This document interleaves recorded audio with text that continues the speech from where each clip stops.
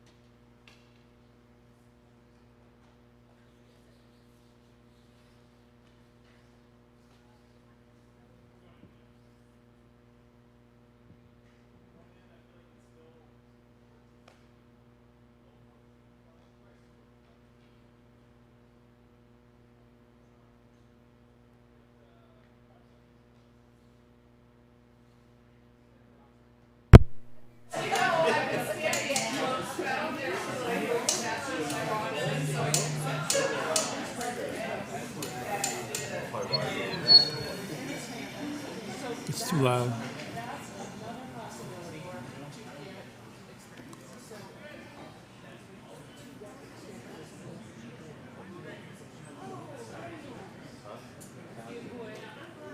All right. Good evening, ladies and gentlemen. We're coming to you live from the Denver Curling Club. We've got Team Roth versus Team Falco on the main stream there. And on the overhead, we've got Team Workin versus Team Kislake. Workin has hammer, they're throwing red. And on the main stream, we've got Team Roth, they're throwing yellow, and they have hammer.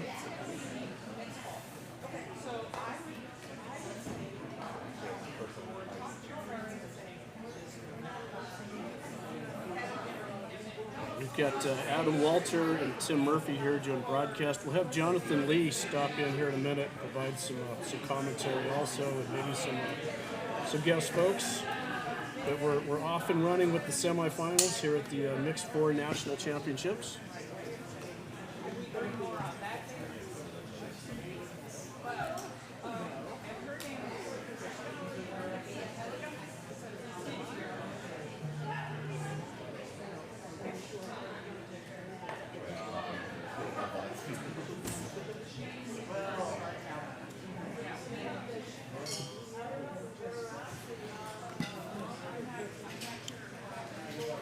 So that last rock of Claire's just ended on the back side of the button.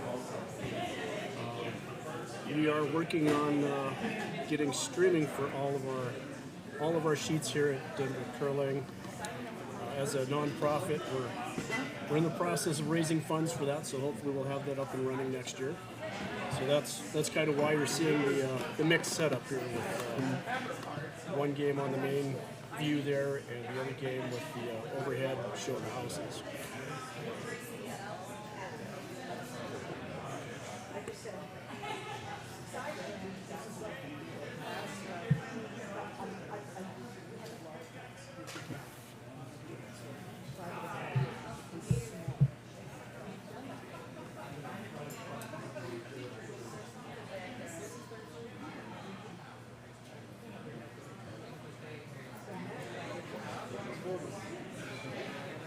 It's a nice guard there.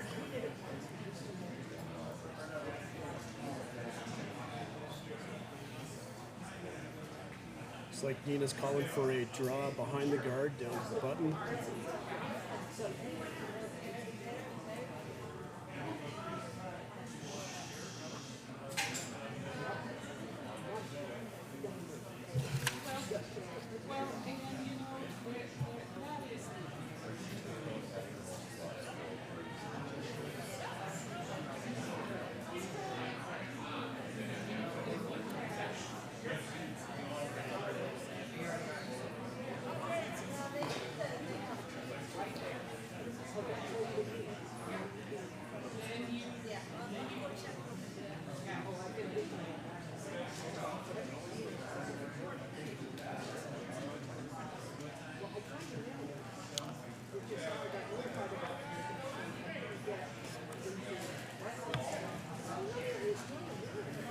sweepers think it's up a little bit. They don't want to touch that rock.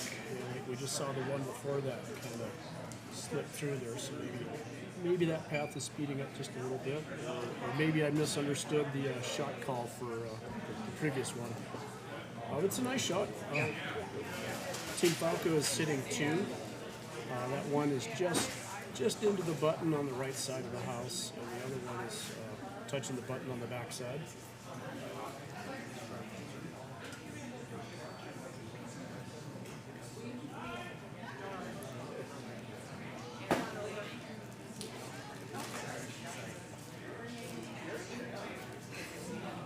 Croy's working that pretty hard, trying to get a little curl out of it.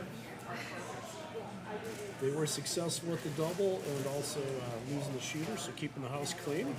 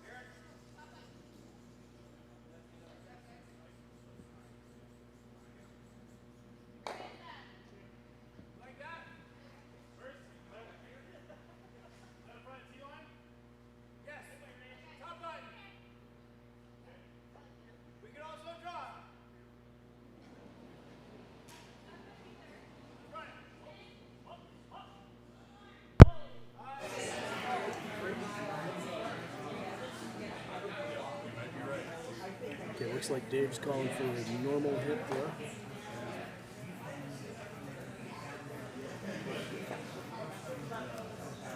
Let's see, we're going for a little run back. How's that sounding there, Matt? We've got our AI.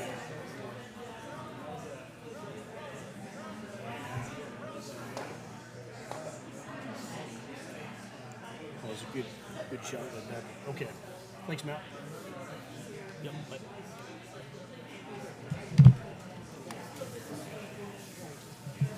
Sorry, folks, we had a little audio. Sounded like maybe there was some pairing going on there. Hopefully we got that fixed. Apologize to the folks that might be sending in comments on the YouTube. I'm an old dinosaur, kind of an analog person, so I most likely will not be seeing those. Apologize.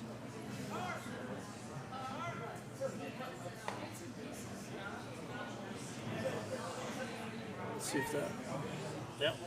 They did get that rock out of the back, so it's pretty good for a blank here, but I'm sure Falco's going to try to get underneath.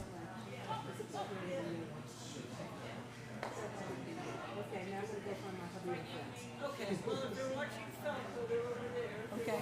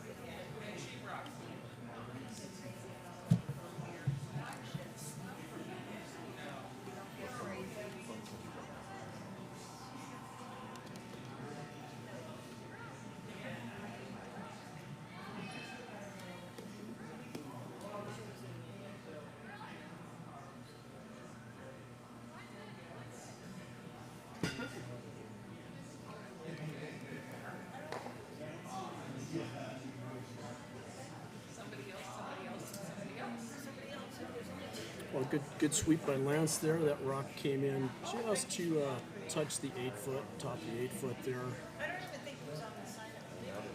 I assume Nina's calling for the double here.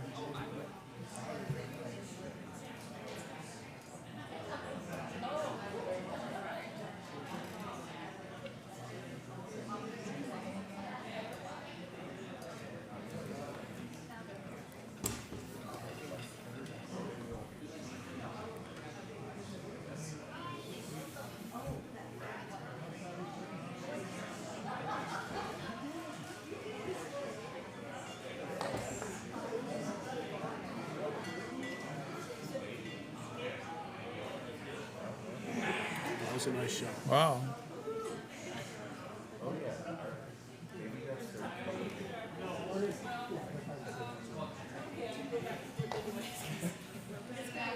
So yeah, it's shaping up to look like a first end blank, but we'll wait until the last two stones are thrown here. Oh, this is sheet D? Is that matches that? Okay.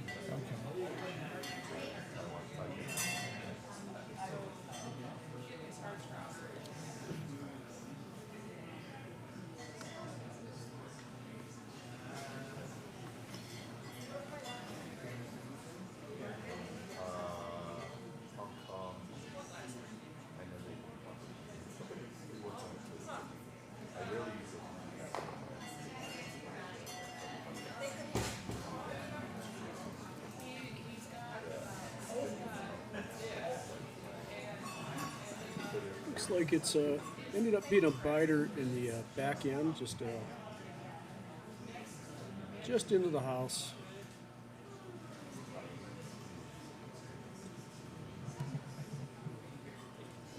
There's the shot by Croy.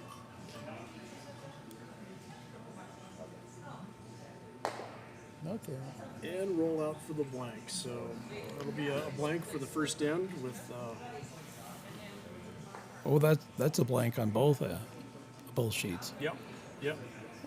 On sheet D with Kislake and Workin, they blanked also. So Roth will maintain the hammer going into the second end, and on our overhead to the right of your view, Team Workin will maintain the hammer in the second end also.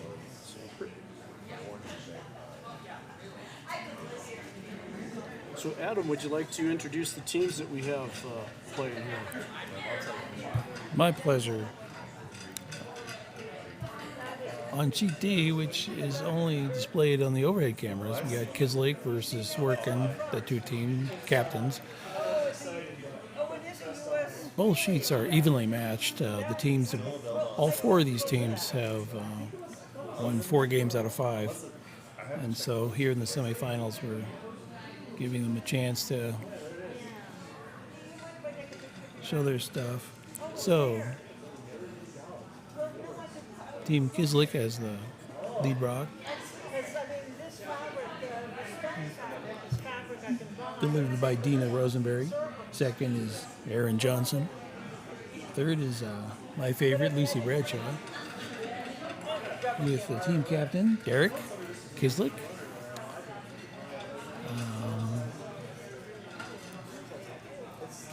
The working teams from North Dakota. The lead is Jordan Brown. Nope, I got that backwards. Christina Woolward is lead. Jordan Brown is second. Rachel Workin is vice. And Evan Workin is team captain.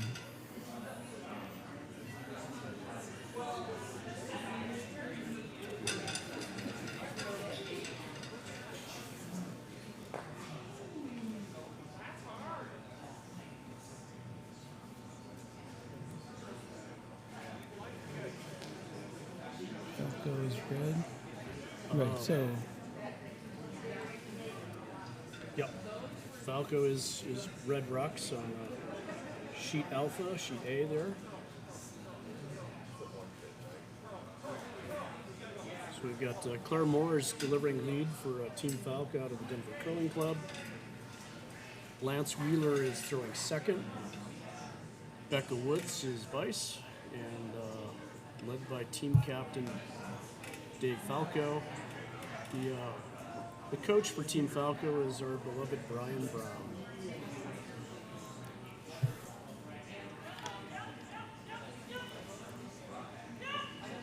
And then with Team Roth out of Madison, Wisconsin, throwing lead is Sharon Holbeck. Second, Tony Roth. Vice, Croy Newberger. And skip, Nina Roth. So I believe Croy's throwing Skip Stones, and Nina's throwing Vice, but I'll have to confirm that. Pretty sure that's what we just saw.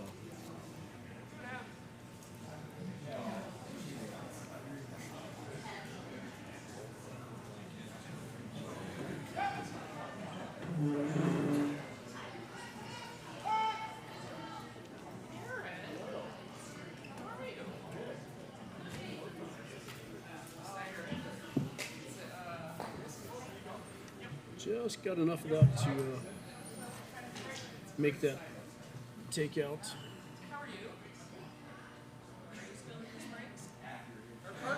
We got Jonathan Lee joining us here at the mic. Come on over, Jonathan.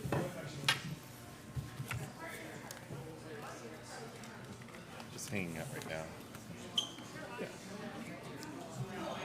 Go ahead, throw those on. Pull the chair in. Introduce yourself.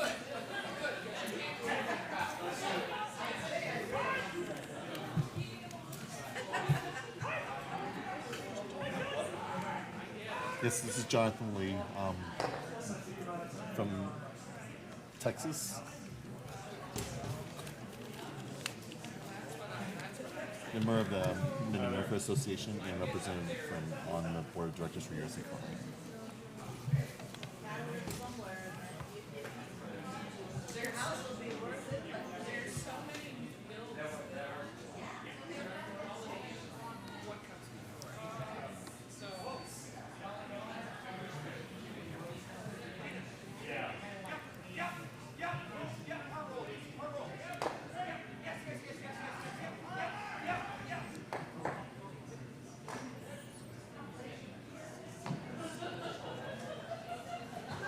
Team Falco just peels the guard.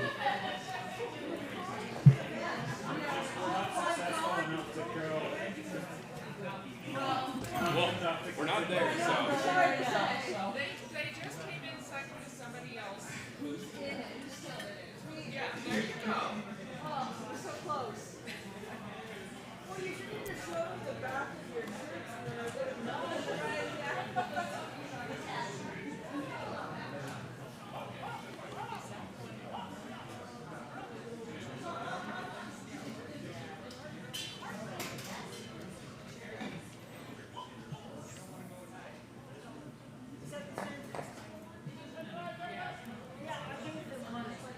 Looks like the attempted guard was touching the house, so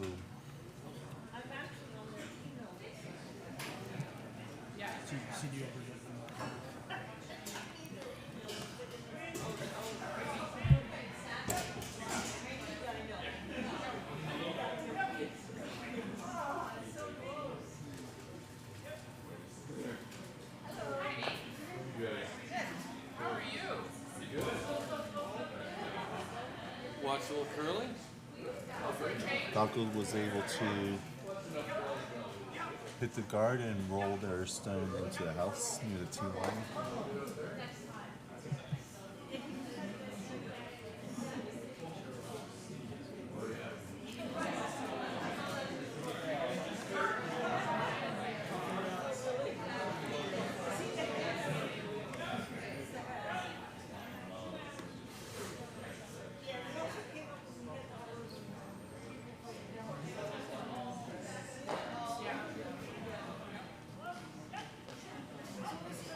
Team Roth was able to hit the red stone and roll in a little bit, touching the forefoot.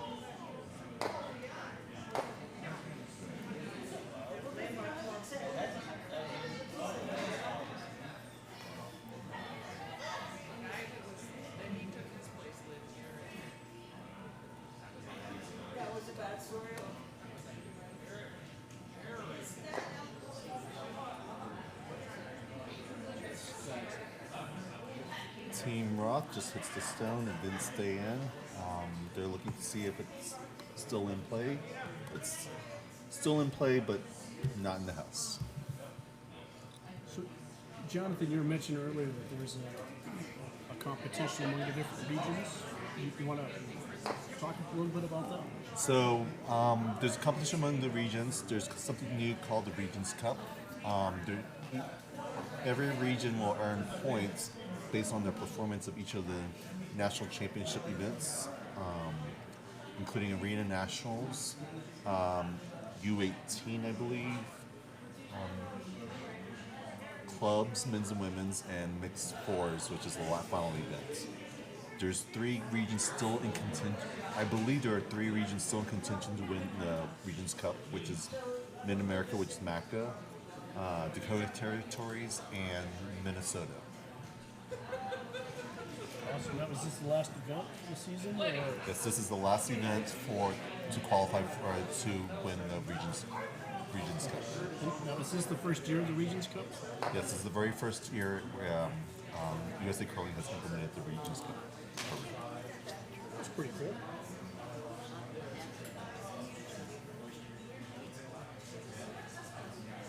I believe the scenarios are if Dakota Territories or Mid-America wins this event, they will take the Regions Cup. If Wisconsin wins and Mid-America takes second, then there'll be a tie between Mid-America and Minnesota. And we have to go to a tiebreaker, I believe, win-loss records from all the events. And then there's other rules that come into play if there's further tiebreakers needed. If Dakota Territories does not win and both Mid-America teams loses tonight, Minnesota will take the Regions Cup.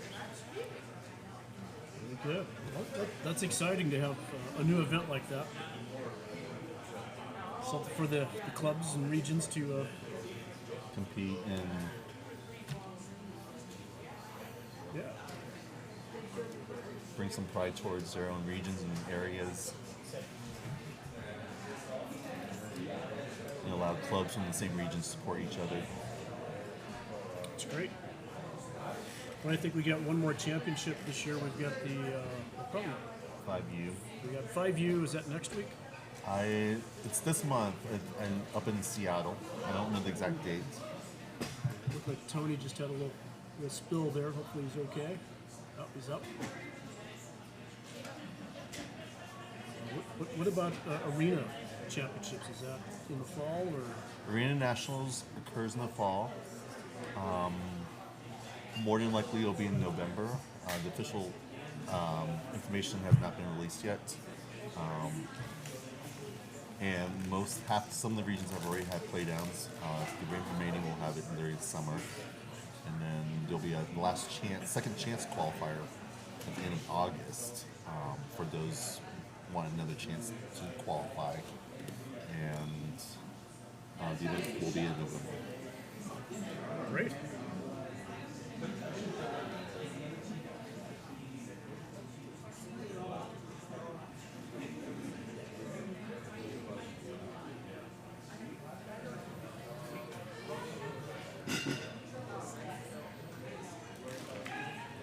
Looks like they're setting up for another blank here on sheet A.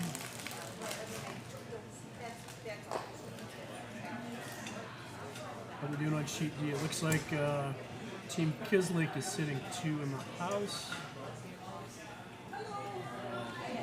We're sitting 1 and 2 in the back 8 foot. And Working has got a biter in the top right there.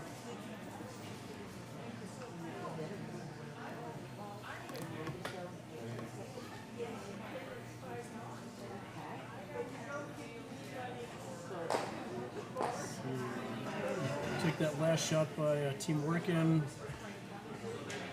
Is probably sitting second. Derek's calling for a shot to the other side of the house, with the house there. So trying to force a 1 or hopefully a steal in his case.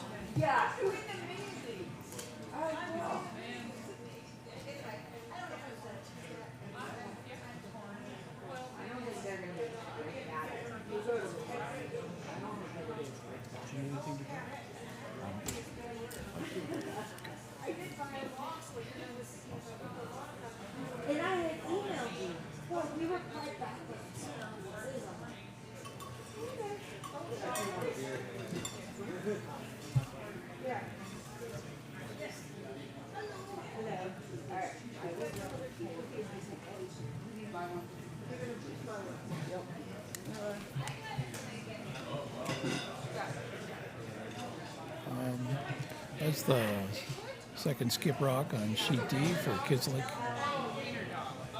Trying to save the day.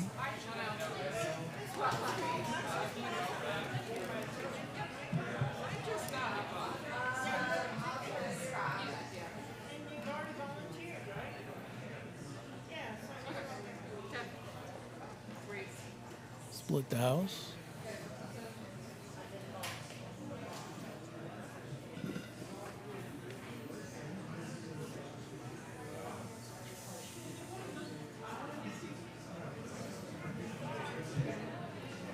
Sheet D, it looks like Kislik is sitting 2. Come down to hammer. Rick will be throwing that last rock.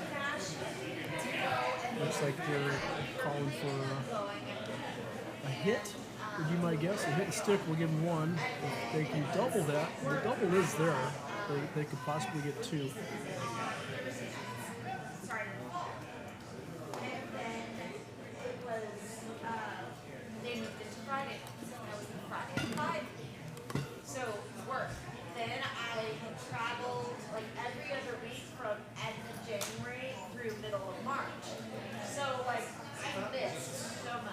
Looks like Evan's just getting settled into the hack and getting ready to deliver hammer.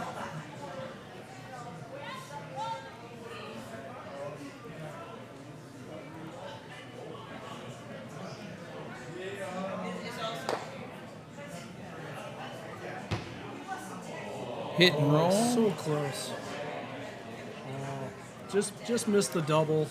Looks like Kislik's probably going to get 1 out of that, but they're checking it out. They might call for a measure. Over on sheet A, both of those stones looks like guards. Team Rock was a little bit light, so they were not able to bring it into the house, and it became a guard, mid guard. And now Falco's calling for a draw weight into the house behind those guards.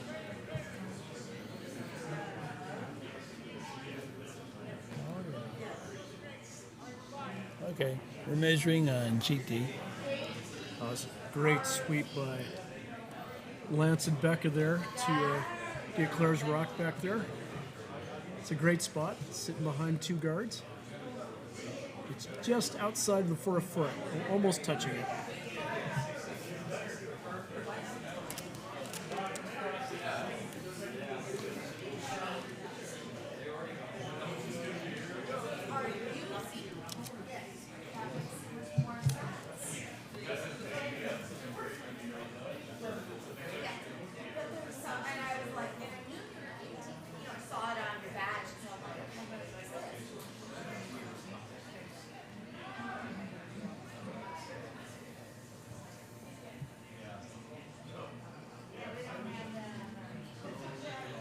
Tony Stone is frozen to Falco's team's red stones. Very nice shot.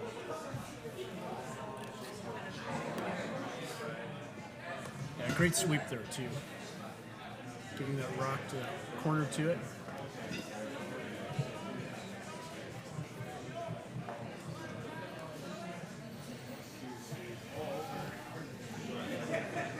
Looks like Dave's calling for the peel.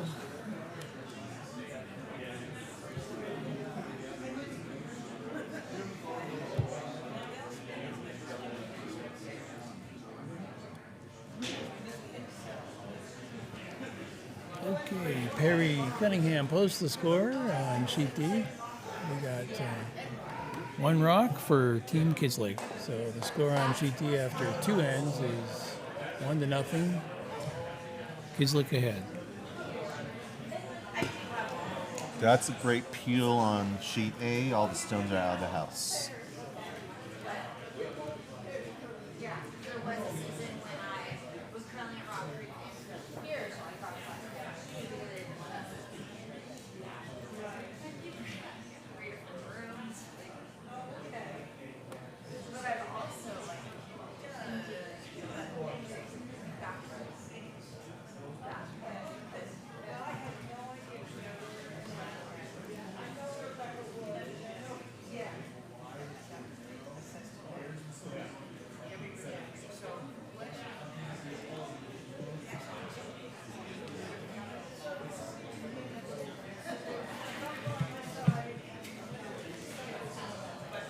Heavy sweeping on Tony Stone. And looks partially buried behind the guard. Touching the 8-foot on the top of the house.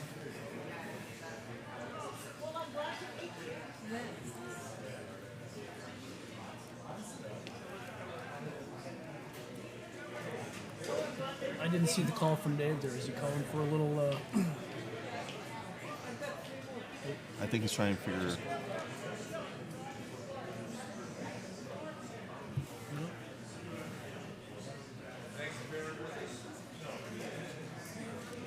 So we'll find out here in a minute. I could not hear what he was saying.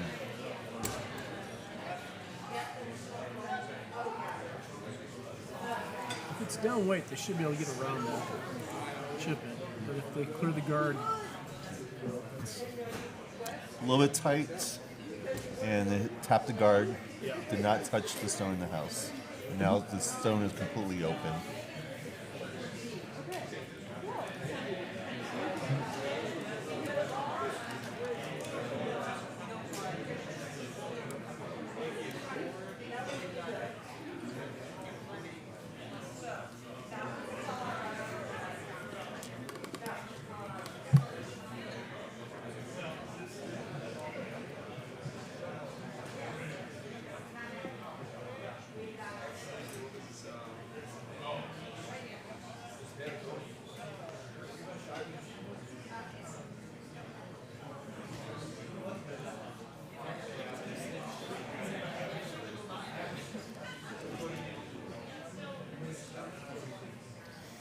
Nice guard on sheet D for Team Kislik.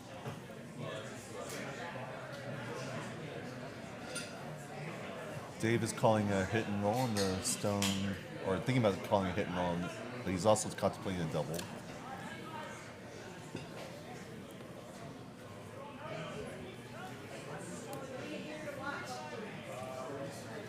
Dave is calling it for a double.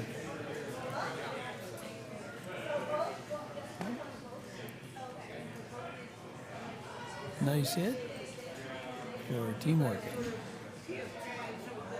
Cleared the house on sheet D.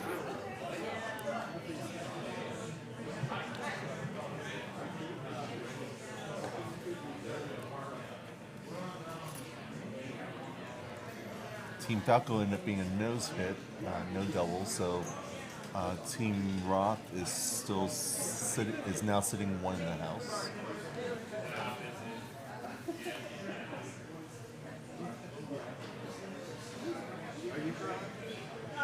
how's it sounding?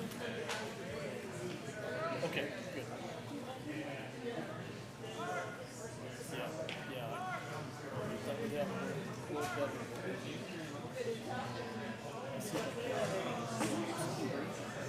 Team Roth was trying to hit the stone, Falco stone, but flashes through.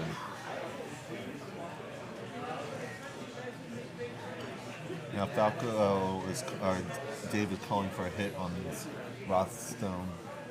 I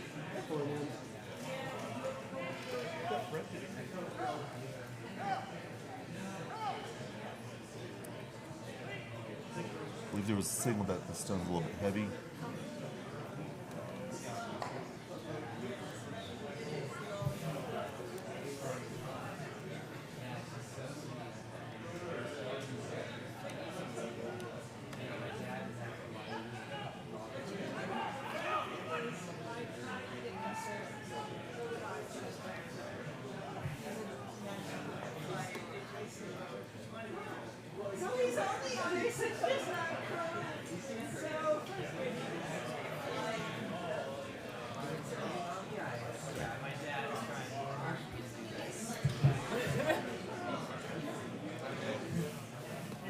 I was napping, I'm sorry.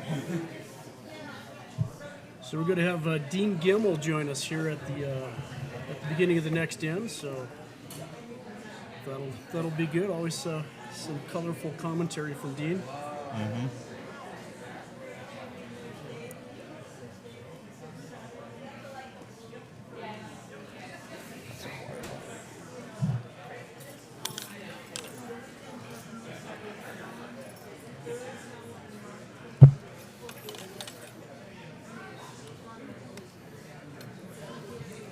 A nice guard from Team Kislik on sheet D.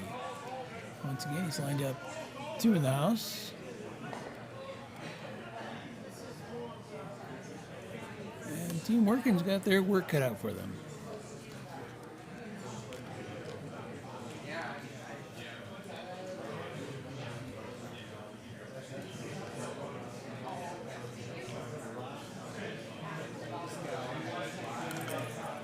So Team Roth was able to hit the stone that was in the top of the house, but they rolled over and it's counting.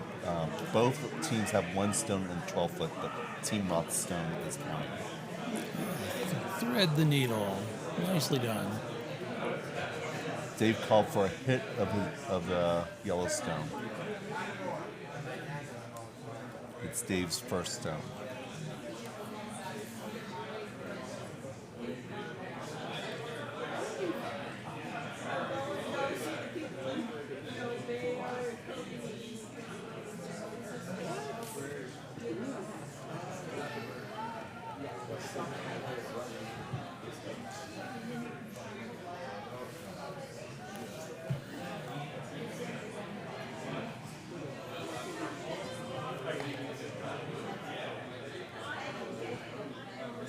So the hit was successful for Dave. They're now sitting 2.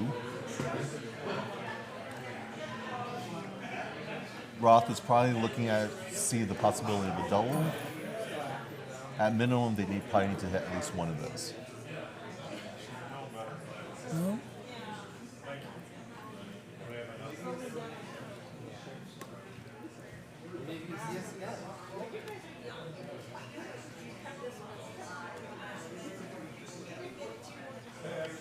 Keep in mind that Dave has hammer on this end, so they have last stone.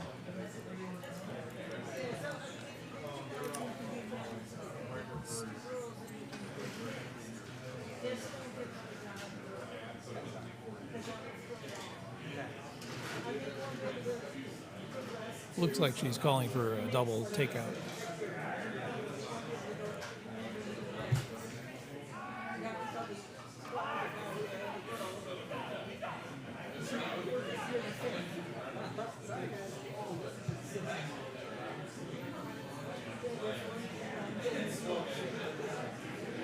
Another guard on sheet D.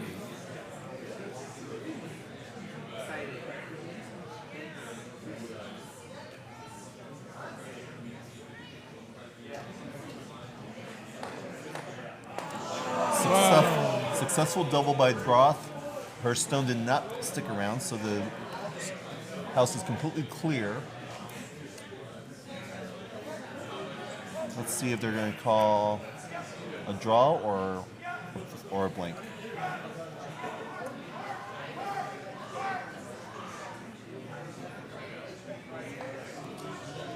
Takeout on sheet D. Nicely done, Lucy. Once again, sitting 2 stones for Team Kisling. This keeps happening. Another blank in for sheet A. We have a lot of blanks today.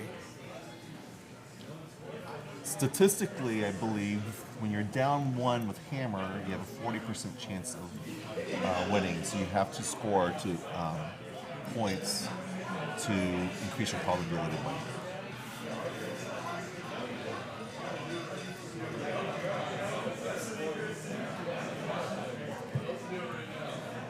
So Falco had the hammer, but he opted to blank to keep the hammer. Ideally, Team Gim will jump on one of the mics here for a minute. All right. Who's the play-by-play guy here? Jonathan? Do we have a play-by-play guy? I was doing A and he was doing, Adam was doing D. Oh, I'm doing one sheet? But we can do both. Oh. Sometimes we'll jump back and forth. Oh, you're doing, okay. Is this close enough? Yeah. Okay. So this is A and that's D. Got it. That's a real mind bender. I don't know how good I'm going to be at this. Are we on? Am I talking right now? Oh, geez. Tell me when I'm on a hot mic, John. Jeez. For people out there. You can tell, even on a hot mic, I'm squeaky clean. So we've got Roth and Falco. Yes, they have plenty of blink-ins on this game. The third was blanked as well. Yes. So for people who don't know, Nina Roth, a two-time, an Olympian, Yeah, two-time Olympian, and Team Falco seeking their third straight mixed fours title. So big game, and then over on sheet D, we have Workin and Kislik. Jonathan is kind enough to point out that's the little one on the side there. My aging eyes won't be able to give you much insight there. I just got in the building a couple ends ago. I guess, have they been playing it pretty straight up, Jonathan? I haven't been watching D. I've been mainly watching A. No, but has A been playing pretty straight up with these blank Yes, ends? a lot of blink-ins. There were a lot. First end was trading stones. Second ends with a lot of trading stones as well.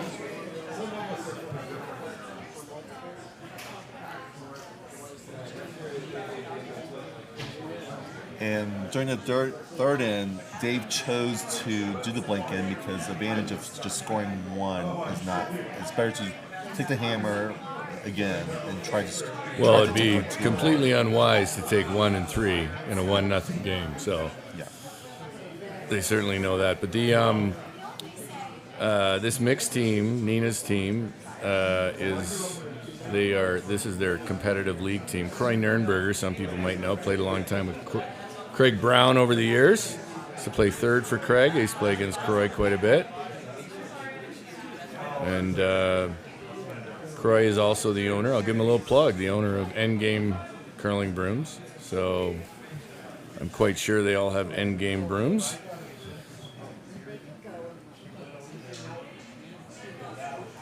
Dave calls for a hit on Nina's Rothstone. Looks like we're heading towards another blank end at this rate. I don't see either team unless they try to hit and roll for a corner. So maybe they will. Looks like maybe a fraction too far. So we're not going to see it. These are the tough ones, Jonathan, when you're broadcaster's dream, when you've got nothing to talk about in the game. Yep. But I will say the Denver Curling Club, as usual, has been terrific. Have been terrific hosts here. Shout out to all of them, the volunteers here who have been so great. Michelle Page and Pam Finch head up the committee leading it. And if you have never curled in the Denver area, both here at Denver Curling Club and at Rock Creek up the road in Lafayette, it's a really great curling community, and we're always happy to come out here. So yeah, we're going to see a lot of exchange of hits. Meanwhile, over on sheet D, there are a lot of rocks in play. Evan Workin just missed a double for 2 and ended up giving up 1. He actually went through a hole that would crosshouse double, just went through the hole. It'd be pretty tough to do, but he managed to. Yeah, right now, Dave, Krislik is sitting 1. They're 1 and 4. And Evans is second and third, sitting second and third.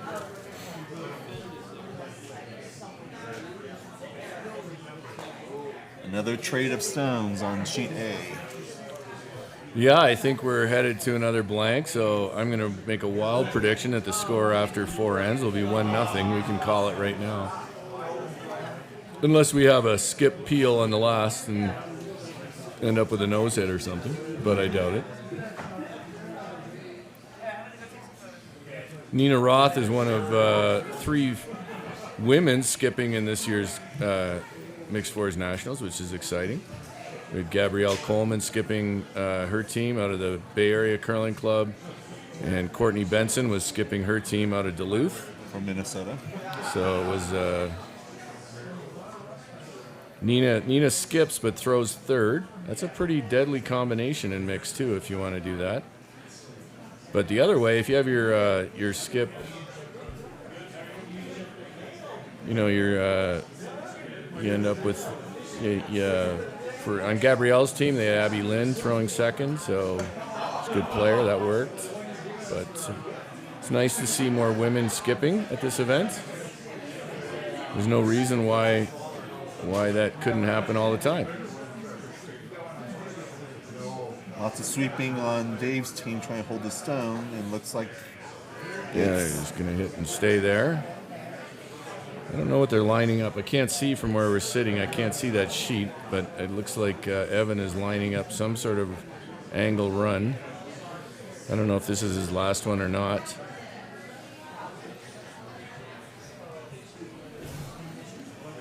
It looks like he's sitting 1 and 3.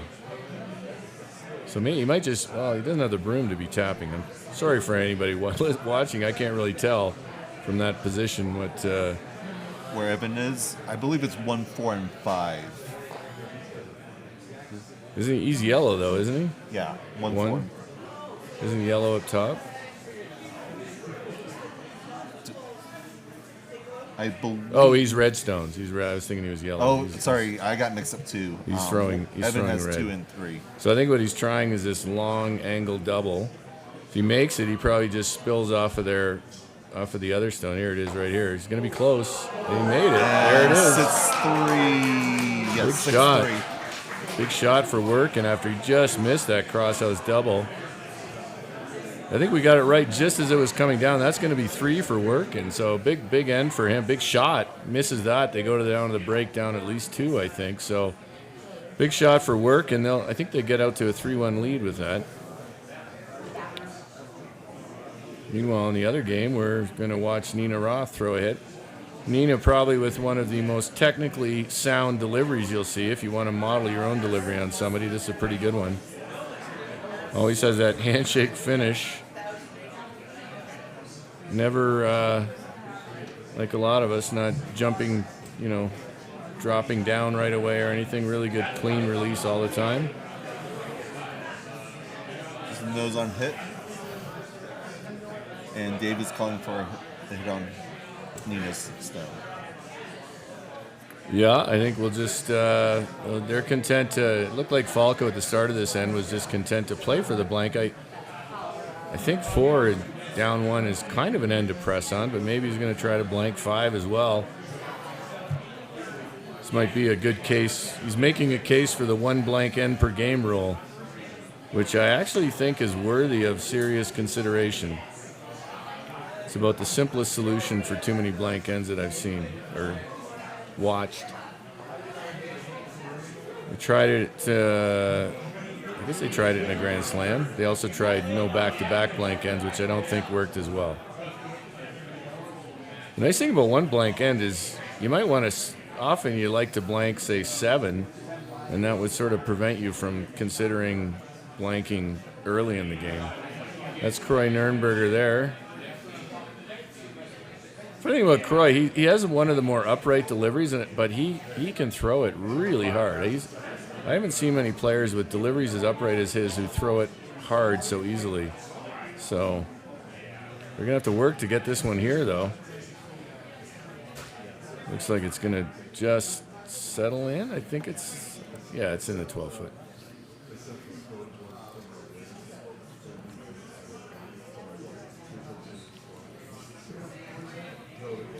Funny, they're looking at it now. They played the whole end for this strategy, and now they're sort of, I guess they're contemplating. Well, now they're. Oh, he was looking down at his teammates, but now they're contemplating playing a big hit and roll. The danger here is you played this whole end for the blank. If you ever hit and roll over there, and then Croy is able to hit and roll and tuck a little piece, then your whole strategy of blanking the end kind of goes away. So I think he's probably better off just to hit and roll a little bit towards the center line. Or even nose it. If he noses it, he's in the rings, and it's a pretty easy blank.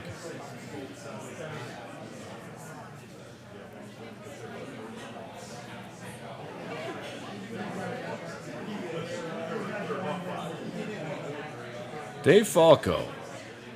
He's Dave, if people don't know, is also the ice tech here at the Denver Curling Club. Originally grew up curling in Norfolk, Connecticut. At that club. Probably, if you've never been there, it's probably the nicest 2-sheeter in the country. They rebuilt after a fire, and it's really a nice 2-sheeter. He's going to try this roll, see how far he gets. Played for it. Now, I think it looks might be fighting. In the rings. It's close. The only thing is here is now Croy, if he wants, could also try to lock one on there and take the blank away that way. I think it's in, the way they're looking at it. And I think they can, They can see enough behind a short corner guard. I think he's just going to dig it out. Did make it a little harder for him, though. See Lance Wheeler and Croy cleaning up something on the ice. Lance Wheeler played lead with Team Stopera at this year's Men's Nationals. They won the 1-2 game and then lost the final to John Schuster's team. So Lance, one of these players, good athlete, picked up the sport later in life and has really developed into an elite player. Might be one of the fittest guys on the ice in most games as well. Here comes Croy with his this out turn. A little bit of a funky delivery. Looked like he had to tip it in to get it back to the broom, so they're on it hard. They're really going. Trying to avoid that guard. They got to get by that guard. Oh. Now is he in the rings and shot? Wow, they scrape by that guard. It looks like Roy, I'm not criticizing the throw by any means because Croy's a great player, but it looks like something all of us have done where he slid a little wide and then had to try to manipulate it towards a broom. And sometimes when you do that, you overcorrect and end up tipping it in, and I think that's why they were on it hard out of his hand. So Falco now with a little trickier blank than he might have had if he just played it straight up. Of course, he also had a chance for a pretty easy deuce if Croy Nornberger just ticked the guard. But Dave will take this on. Falco, last shot, fourth end.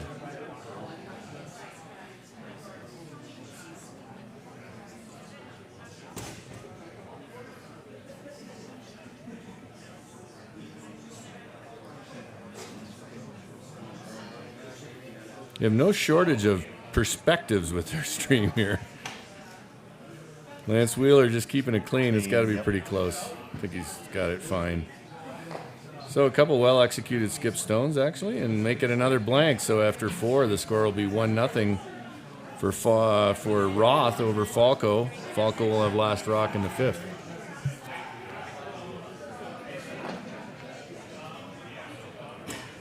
Go over to sheet D. Looks like there's no stones in the house. Yeah, one guard just off the center line, another high corner guard. Kislik working with that. Kislik, after giving up that 3 spot, is going to have to try to generate some offense here. So Drawing in the house on the left side. I think he's trying to use that high corner guard. Probably. Sometimes, though, the risk here when you're in this position, it can a big momentum shift with Evan Workin's great last shot. He made that double pretty easy in that end to end up with a steal if you're Kislik.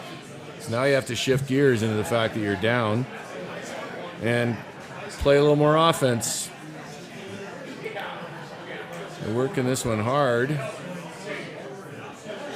It's going to be close. I don't think it's going to get there. Guard. Not a bad setup for Kislik, though. I don't think no center line guards for Workin to work with, but he's going to utilize that stone, which will still leave a scoring area available for Kislik to manufacture more than one. Big thing here, of course, is to keep this one in front of the tee line. Ice here has been terrific. We've got Jeff Schliesman here as the USA Curling Ice Tech, and then he has a terrific crew supporting him from the Denver Curling Club. But for people who don't know Jeff, he's a top-notch ice maker. Made ice for a number of years in Madison. He's one of our Ice Tech educators. So nice to have Jeff here. And nice to have that local crew. I think that's Jeff there working the old corn broom. Servant leadership there, out there with the dustpan. I think that's Jeff. Not only is Jeff a great ice tech, he's lost a bunch of weight. We have to get him some new clothes. So there you go.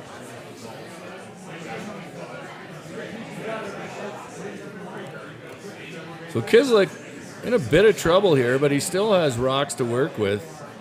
Might want to try. I think he's going to try to move one of these guards for his own, so he can just kind of move them around. He's going to try the double peel. Going to pick that one. That's a hard shot to do. Yeah, especially for a high guard, long distance to get to double. I don't think that was the call, actually. I think he was trying to play the double peel maybe on his own. but worked out for him. Those yellow stones are still working for him, though. Yeah, the more stones in play, it gets better chance to score more than one.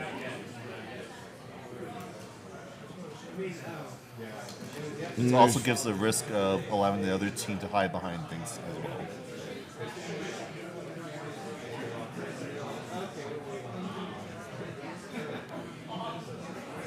This rock is heavy, obviously, because it's not curling, so I think it's either going to be through or at the very back. So that's a mistake for the team working. Slide that one back. Now Kislick's in business here, actually. With that one behind the tee line, he can use these guards and build towards manufacturing at least two. Got a bit of a break on the first one, but right now, if you're Kislick, you're kind of liking this setup. We didn't look at going around the tight corner guard with the out turn. That shot's available too. Go wide on that. The nice thing about doing that is it would force Workin to make a decision. You'd have options. If you make this, Workin's shot is pretty. His shot choices are fairly straightforward. Of course, we don't know what this rock is doing until it comes into here, and now we're gonna have a look. I think this one's heavy too, since it's not curling. Now they're going to try to carve it over to get on top of that one. Well, so it settles in just behind the tee line. I think Workin thinks he can dig it out and not jam it. He's debating that, I guess, or freezing on top of it. Looks like he might be calling for a hit and roll. Yeah, I mean, the hit and roll is definitely there. It's tough to roll. It's tough to avoid the jam and get the roll, though, so... Yeah, you have to be very careful about the angles on that one.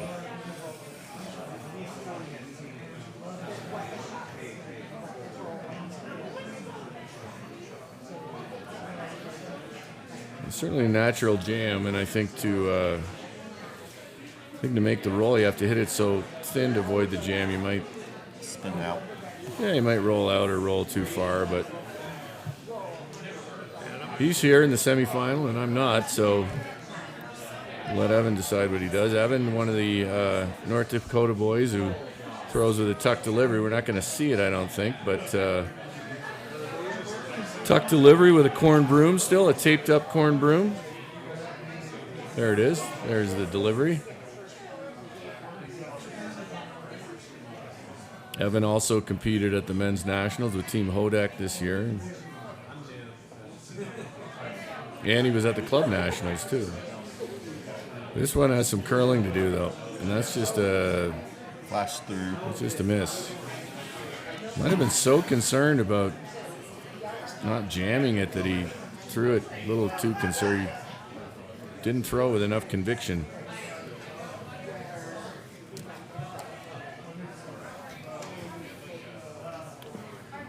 Meanwhile, over in the Falco-Roth game, it looks like there will definitely be rocks in play here now. So there's a centerline guard up, and Falco's asked Claire Moores to come around that with what I believe is her first. It's a challenging webcast commentary setup because you're not always sure what's happening on each sheet. So Kislick, if he wraps another one around here, like just gets behind the guard, top four, biting top four, Workin's going to have some work to do, no pun intended, to not give up three. Watch Kislick's shot here. Exits the bottom frame, sort of like curling in a tunnel this way, and then we wait for it to come out the other side. Over in sheet A, they're sweeping. Looks like they're going to wreck. Yeah. Originally, they were trying to call in the top 12 between the two stones, but they hit the guard. Here's Kislick. He's got to get it there. Is he there for shot? Yeah, that's pretty good. Pretty good result. I mean, I think for work and yeah, he's going to have to play the freeze, and that's not an easy one. Can't chap off the high one. He's probably wishing he played the freeze on his first at this point. We've all been there and done that. But he's going to play the freeze on this one.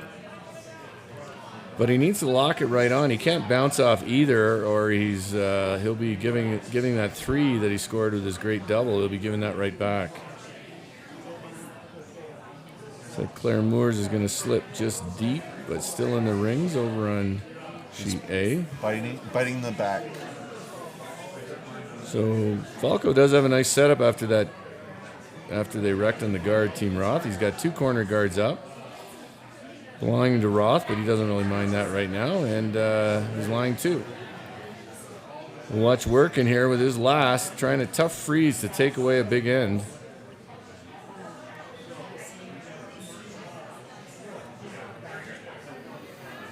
Disappeared into the ether, and we'll watch them come out on the other side any minute. As we also watch Roth try to make a hit and roll under. He'll just nose. They're working this one. Again, no pun intended. It's close to good. They can't bounce, though. They need to... Wow, that's going to be really good. I don't even know if it's shot, but it's really good result. Even if it's not shot, he's bailed it's quite a bailout. Unless Kislik thinks he can pick it.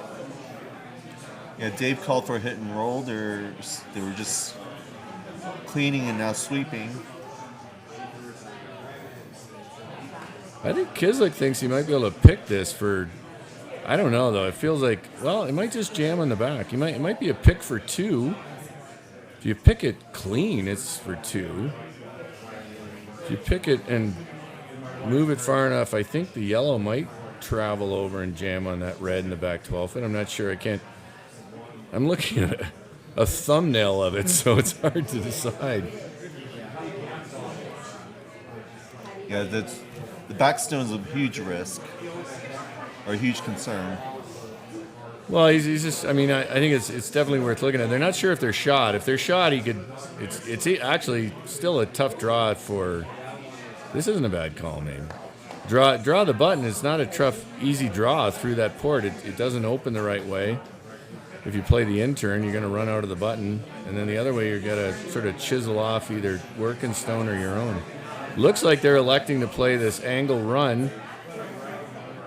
So definitely the angles, the shot via, if you look at the angles, it makes the most sense. The danger here is you pick out your own and give up a steal of 1, but they might already be lying 1. Dave called a hit on the yellow stone. Looks like it lines up. Just a nose hit, slight roll to the side.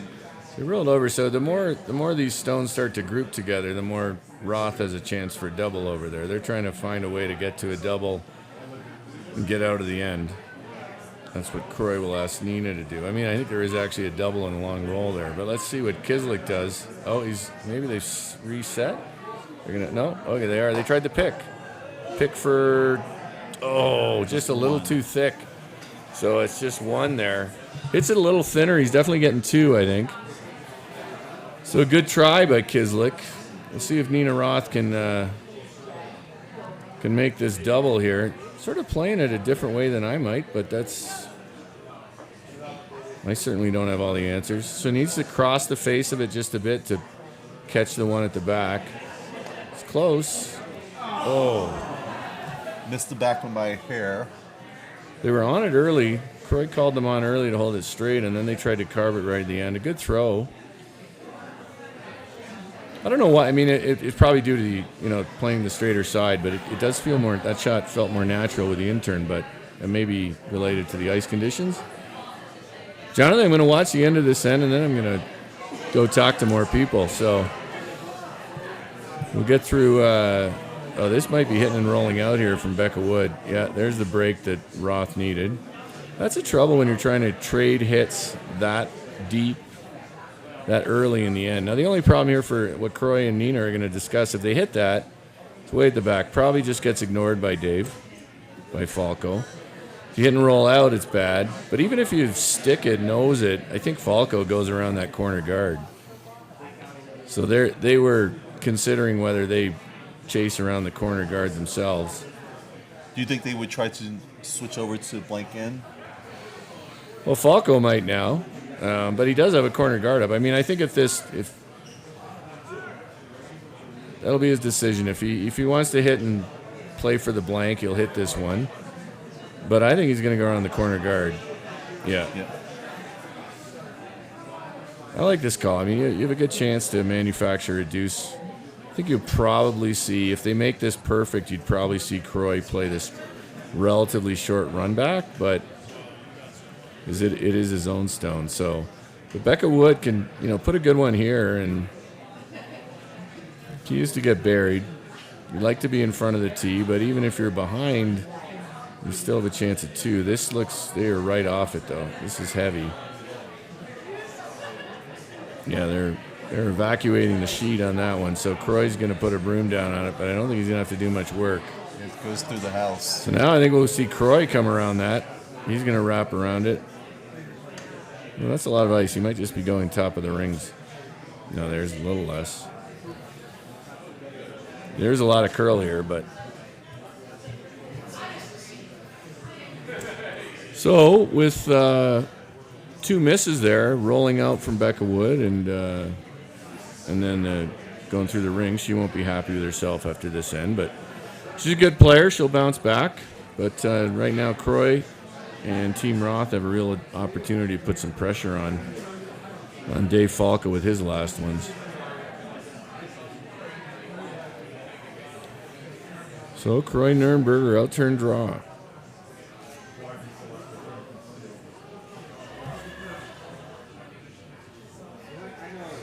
This is a husband-wife team, so Anthony Roth is Nina's husband, and Shauna is Croy's wife. He's not going to bury. I don't know.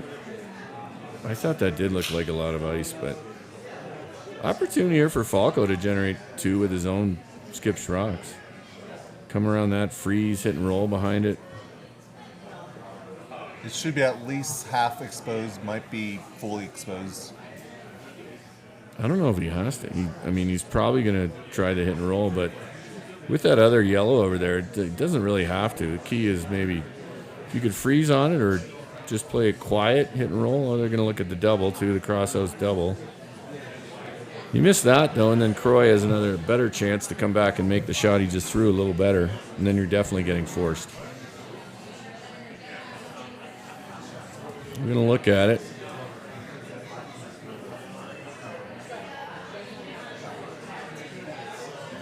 I think Dave is lining up the double or settling on the freeze. I'm not sure. We'll see when the broom goes down. That'll give us some indication. Looks like he's going to play the double. The crosshouse double. If he sticks it, certainly he's blanking the 5th end, which is a good result for him. This would be an interesting route to a blank, but it would be definitely an opportunity for him to do so. And then he'll have hammer for even ends. Yeah, that's why I thought he might have pressed a little hard. Not that I'm the even end strategy holds up a little bit, but not till later in the game in my mind. I have to ask Theron, Mike Callis, and our USA Curling, or Mark Lazar, and run the analytics, but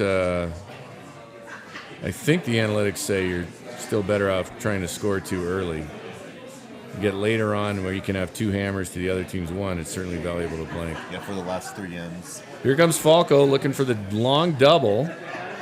It's long and flat, so it's not an easy one. This is Wheeler trying to work it over. I think it's going to be too thin. Yeah, too thin.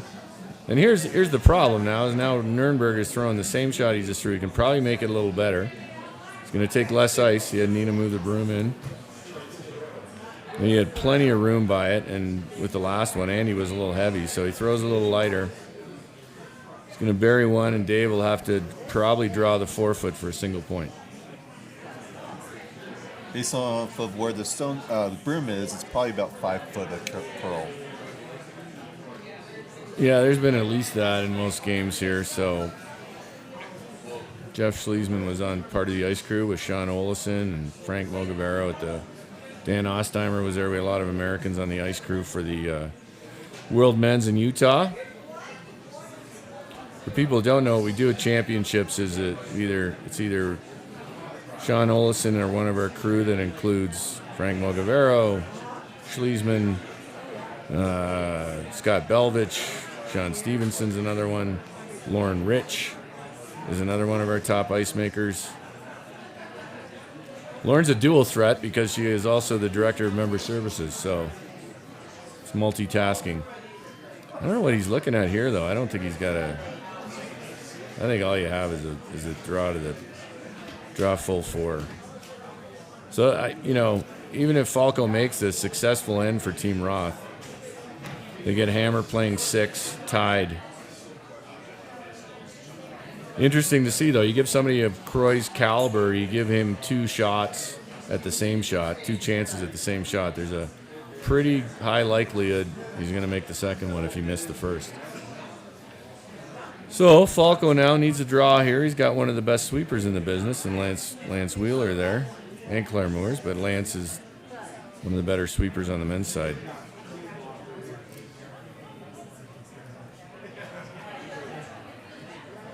Dave Falco, his last shot, 5th end, looking to score 1 by needs all of the forefoot or touch it in a bit more.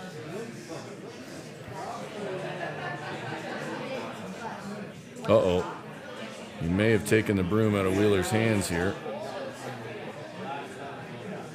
They're backing off this one. They're looking to see if it'll fudge in the slide path, but that's held up pretty well this week. It is slowing down now. How far can Nurnberger take it? For 2 or for 1? Looks like it'll just be 1. 1 yellow, so make the score 2-0 Nina Roth over Team Falco. Jonathan, I'm going to go back to talking to people from other clubs here, so as much as I enjoy doing webcasts.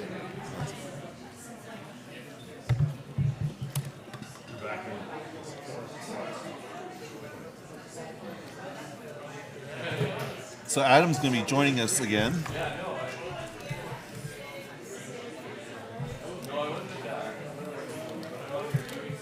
So Falco will be down 2 with Hammer in the 6.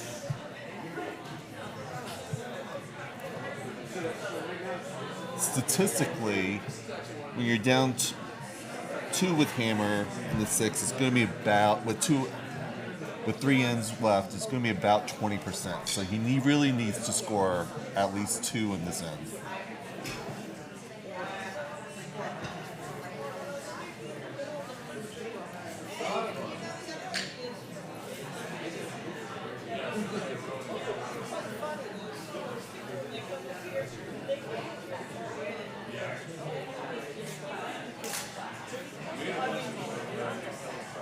Over in sheet D, there's 3 stones touching the button, looks like.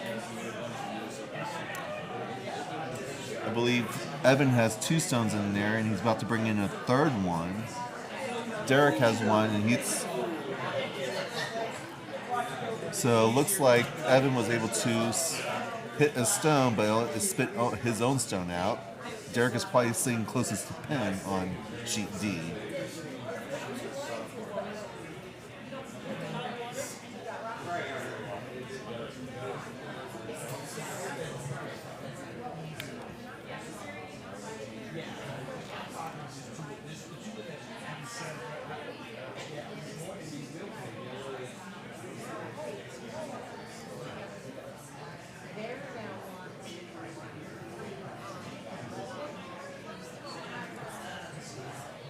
So Dave called the corner guard. Claire was successfully able to throw that. The purpose of throwing a guard is trying to win more points for this end.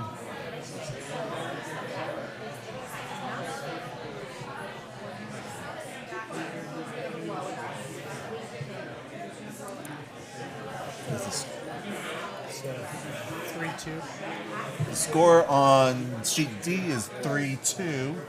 Evan Workin has 3, and Derek Krislick has 2. You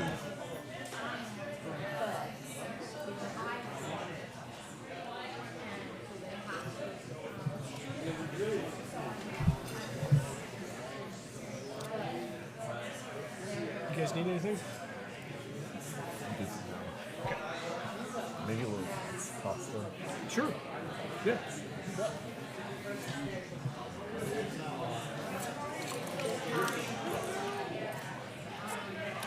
So, in a nutshell, what that means is that both Denver teams are behind on the scoreboards. Oh. I just learned that all 4 of these teams will be back here tomorrow at 10 a.m.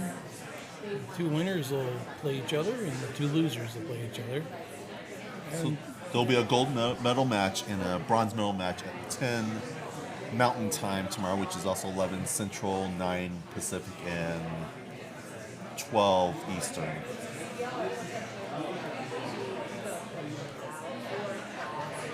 Maybe 7 Hawaii time.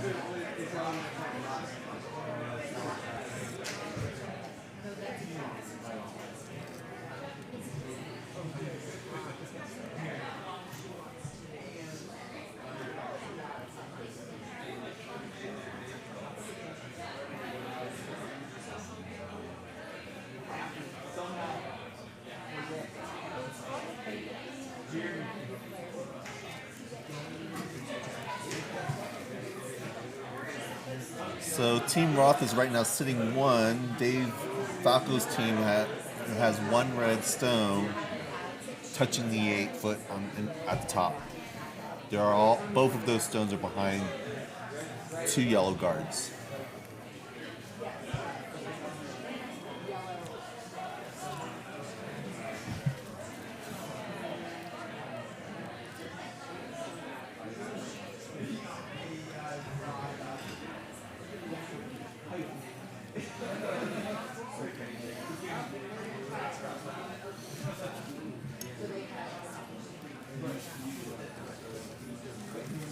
Lance is throwing a hit weight stone right now on sheet A.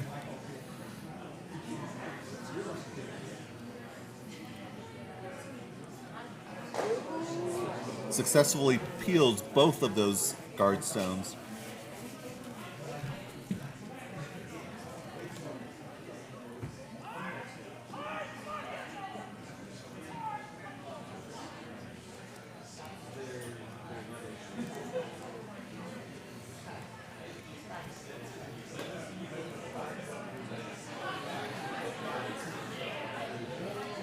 Then Workin's guard came up a little short, and off center. There's an opening for Kislik to draw the middle and knock out those Workin rocks. We'll see. Looks like he's calling for a takeout.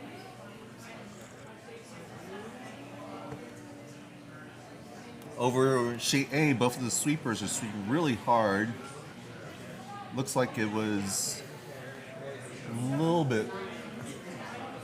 Looks like, well, that stone is in the top of 12.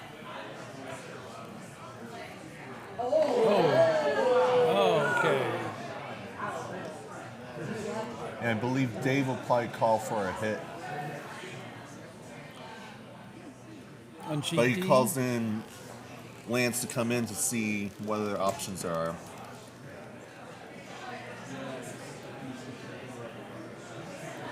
time for a team meeting.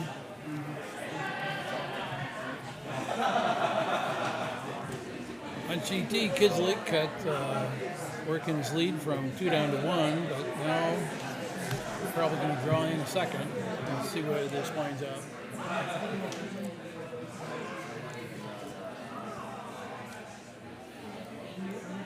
Another guard. Can't have too many guards. Or, it's just a little to the side. I think there's an opening there.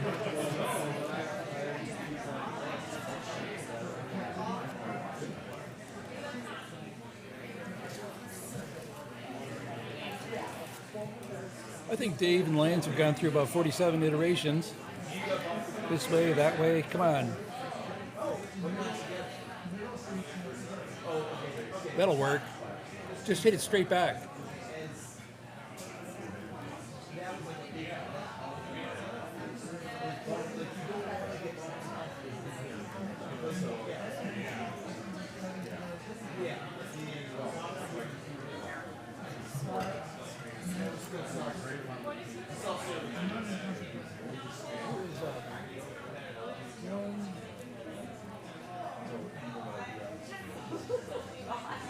We're up to the skip rocks on sheet D.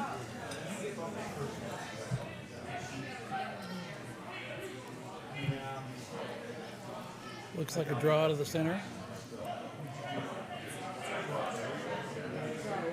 Looks like a nose hit on sheet A. Pops the yellow stone out. The red stone up in front is actually biting, so Falco is sitting first and third, and Roth is sitting second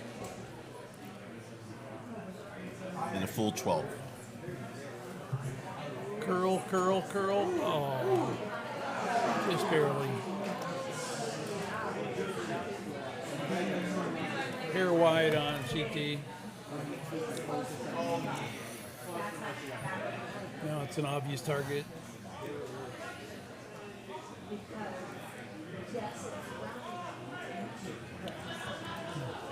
For the workers from North Dakota. Team Roth was successfully to double onto Falco's stone. Falco's is now sitting one. Roth is sitting one. Falco's about to call it. It hit onto Roth's stone. Very much a takeout game on sheet A.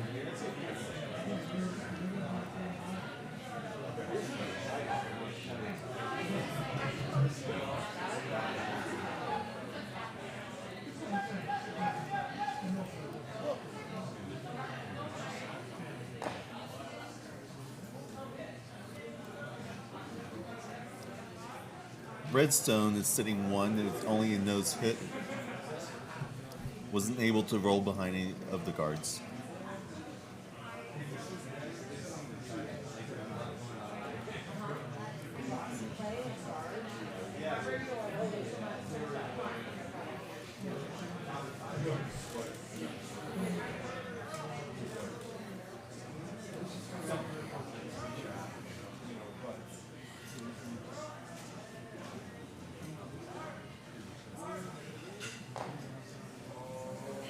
On sheet D, there's a delay. The officials are inspecting the ice. Over sheet A, they were able to hit the stone, but it rolled out. The shooter stone was rolling out, so no stone lines in the house currently in sheet A. Only guards.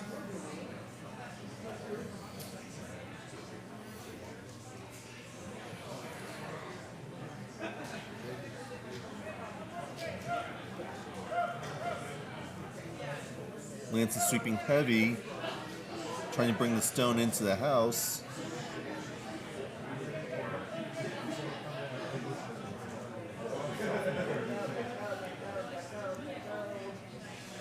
Good sweep on Falco's team.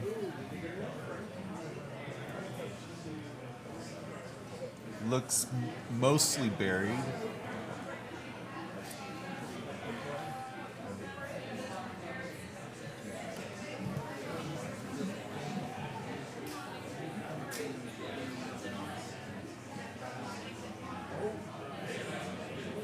But with this swinging ice, there's a chance to still hit it.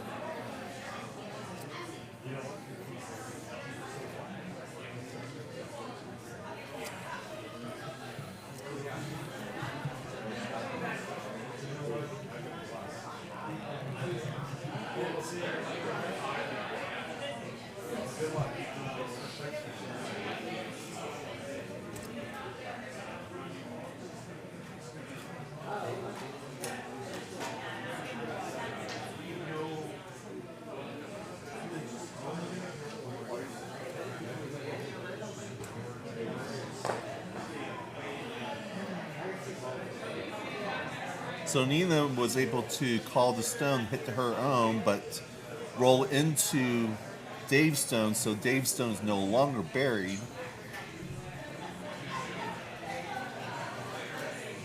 I believe they're going to try to draw in to split the house.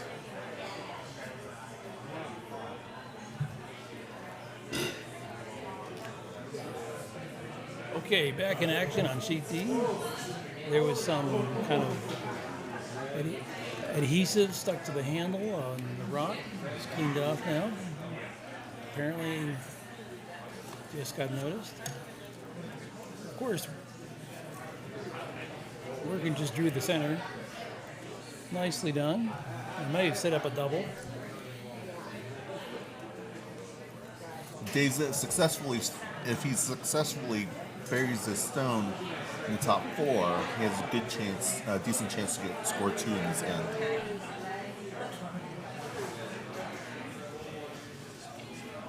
Or decent opportunity to score 2 for this end.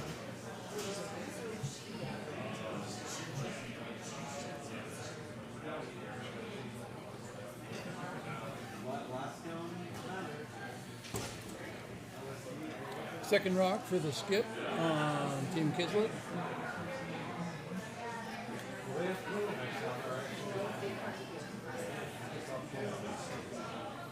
Which might be the last rock and hammer, but I'm not sure.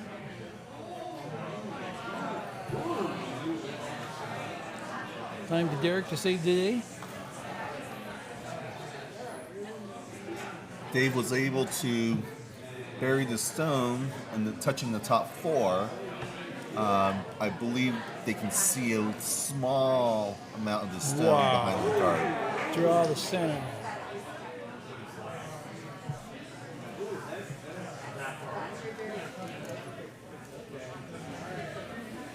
Team Roth is trying to figure out how to prevent Dave Falco's team from scoring 2.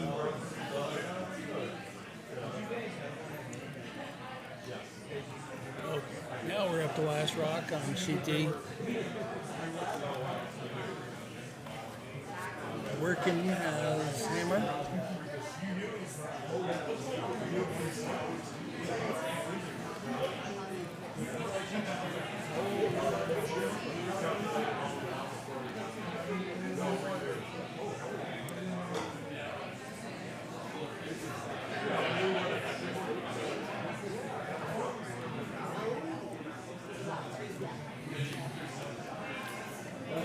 Super is trying to hold the line on Croy Stone on sheet A. Looks like it curled a little bit more than they wanted. Just nose hits on the redstone. Okay, Perry Cunningham just posted the score on sheet D. We have, after 5 ends, working team is leading 5-2. No, 4-2. 4-2. Dave is currently sitting 1 in sheet A. Nina has 2 stones in the house, but they're sitting 2nd and 3rd.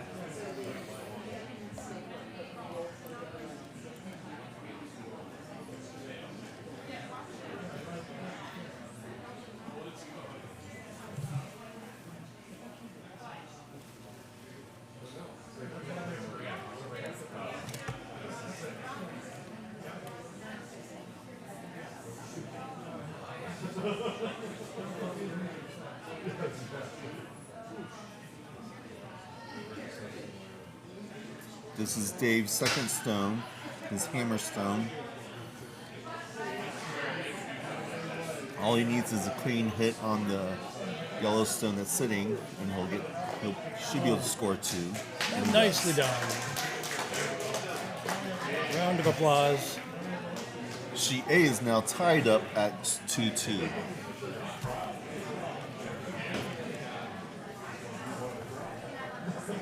I predict the 2 Denver teams will face each other tomorrow. We'll see what happens.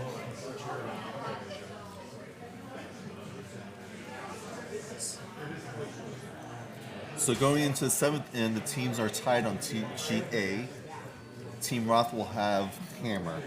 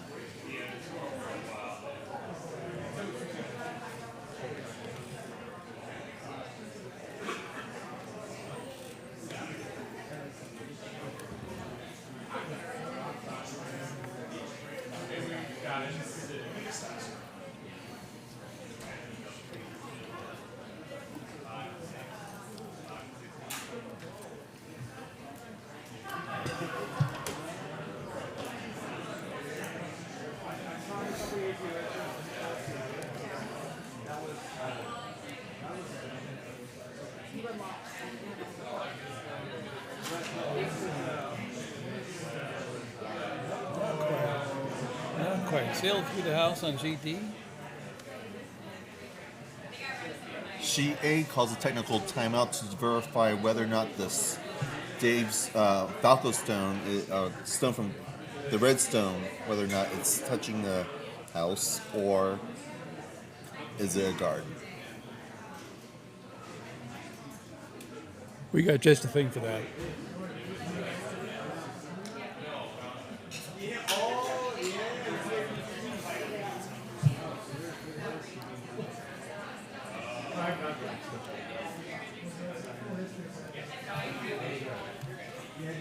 Time for the biter bar.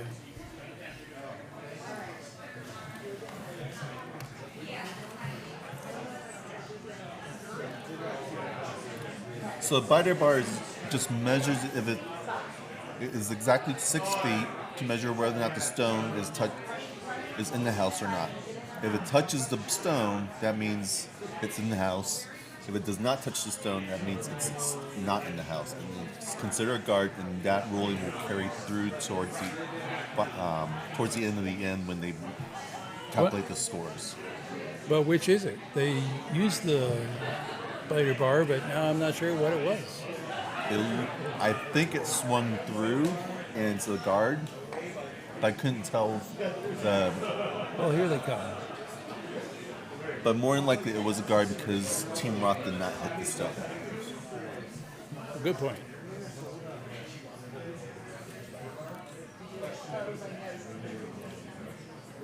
So that means if there's no other stones in the house, that stone will be considered not in the house, regardless of what they think or view or whatever. Because the decision has been made for that stone. Calling for a double takeout on sheet D. Nicely done. Cleared one. Cleared them both. Double takeout.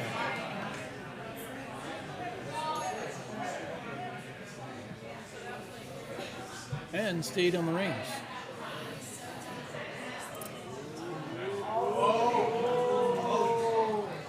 So Claire's stone looked like it just tapped or barely touched the red stone that was guard. Now they're calling for a technical timeout.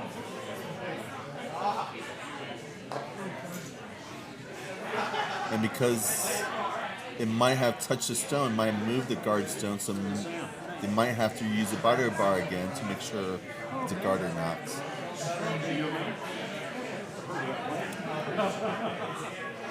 But I think the players, our team, Nina has views the stone as not touched or did not move, so or maybe.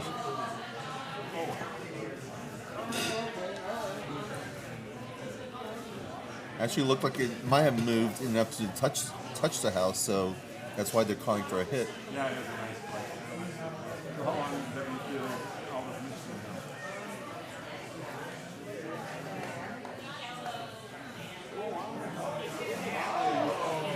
You guys enjoyed the championship? Did you do good there when Harbaugh won the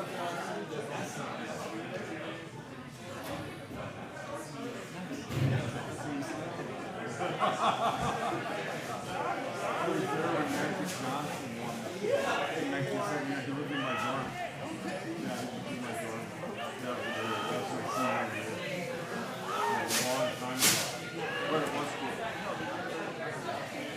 Yeah, he burned it. David trying to call a guard.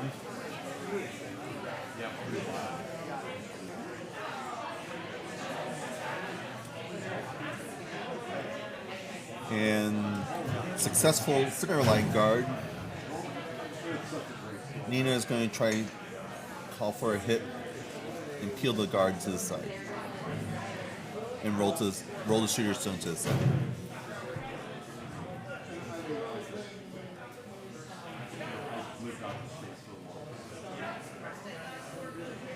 Derek is called for a takeout on sheet D.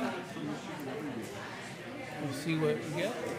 I even rooted for Ohio State because I have a friend who's got a daughter. Nicely done. Trading takeouts. But when we played, One for another. I root for my team, and they get to root for their team. And then when it's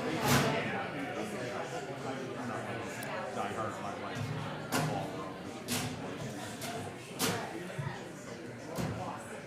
I think we all win. Dave is calling Lance to draw into the house.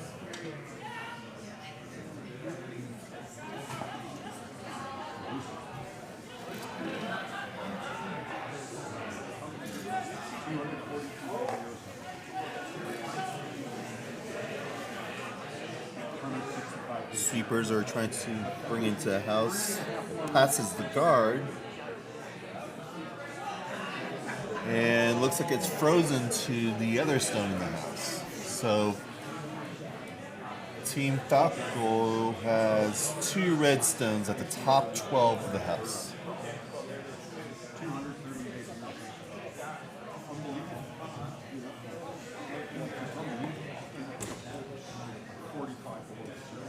But guess what? The sun's out.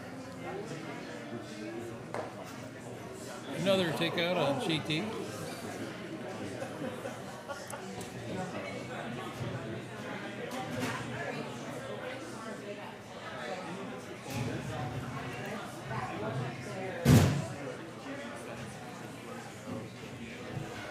So Team Roth is trying to draw into house. She need a call for a draw, probably behind both of the red stones, towards the top 4. It goes past the tee line, looks like, or nope, just touches. Yeah, just past the tee line, just right behind the pin.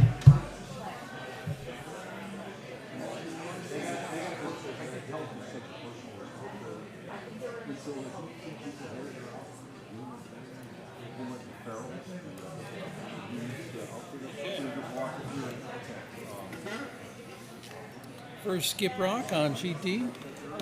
Team Falco's calling for a draw. Likely aiming just in front of the Yellowstone that's in the back of the button.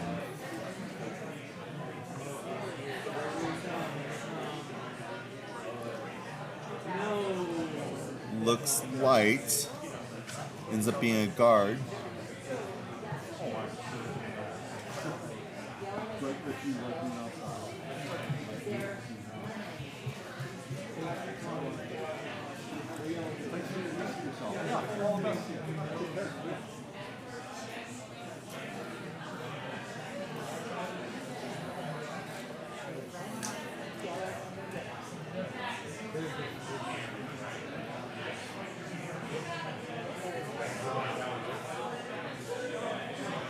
Team Roth is trying to draw another stone into the house. The broom is a little bit wider too, because the porthole is a little bit smaller.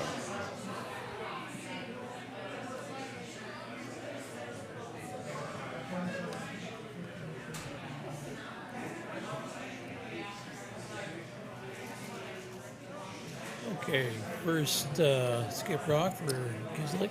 Sweepers are waving on sheet A. Looks like weight is good.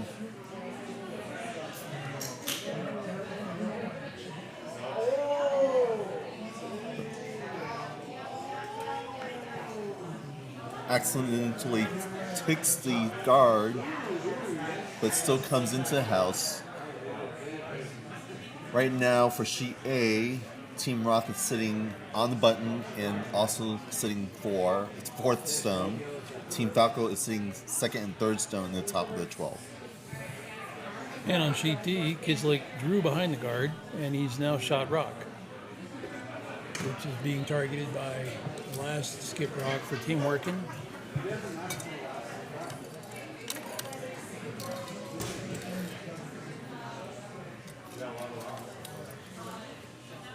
I imagine this will work out pretty good.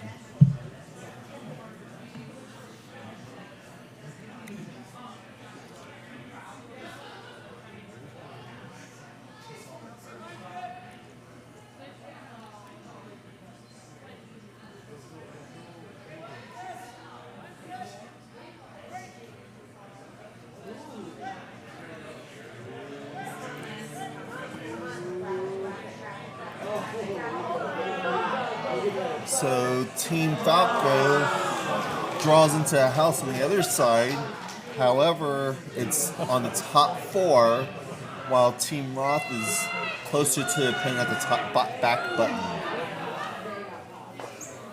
So currently in sheet A, Team Roth is sitting 1st and 5th. Team Falco is sitting 2nd, 3rd, and 4th.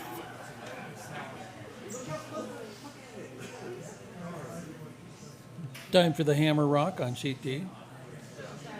Kislik doesn't have much of a choice. Draw the button for 1. I'm back.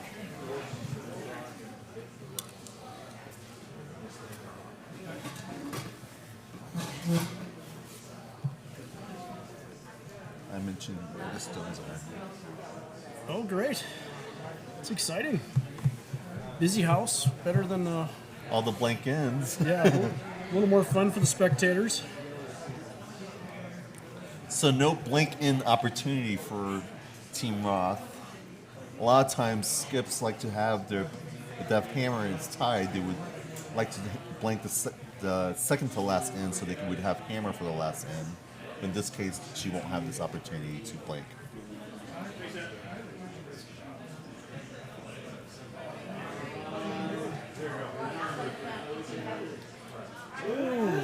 Nicely done. Saves the day. 1 yellow for sheet D. That should bring the score up to 4-3. Working ahead. At the end of 6 ends.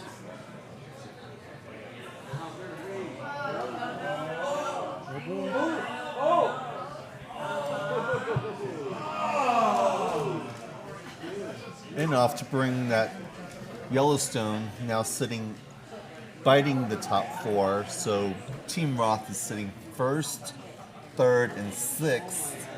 Team Falco is sitting 2nd, 4th, and 5th. So, Jonathan, what do you like here? Would you draw down, try to get the top, or are you going to clean it up a little bit? Ooh, tough choice. If he's really precise, he can always draw in and try.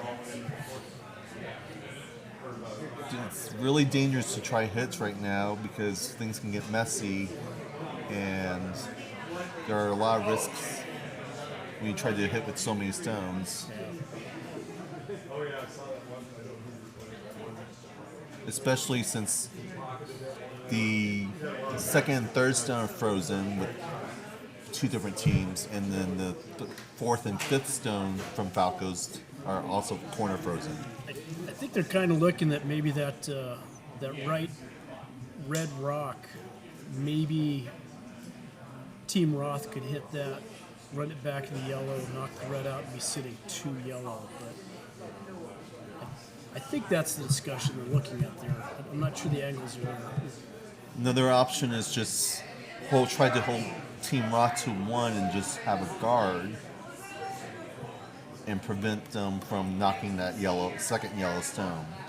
If Team Roth successfully knocks the second yellow stone, they could end up taking 2 or 3.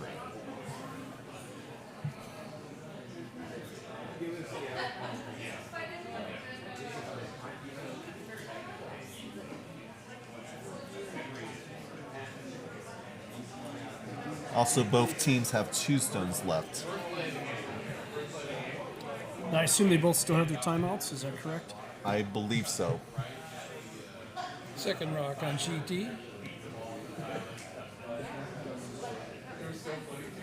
Calling for another draw. Draw to the center is my guess. Come on, Dina.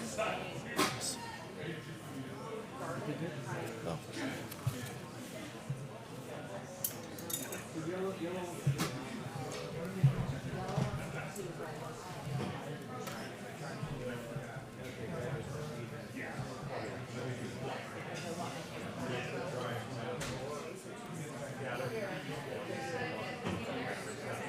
It's nice to have a backstop.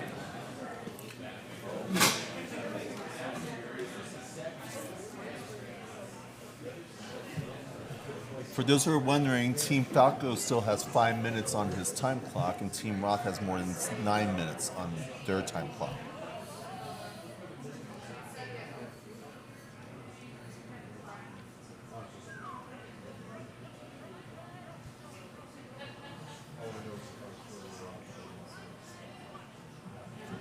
Fourth rock on sheet D. Sheet A looks like they're doing a guard weight draw, or guard weight, trying to prevent Team Roth from picking out that red stone.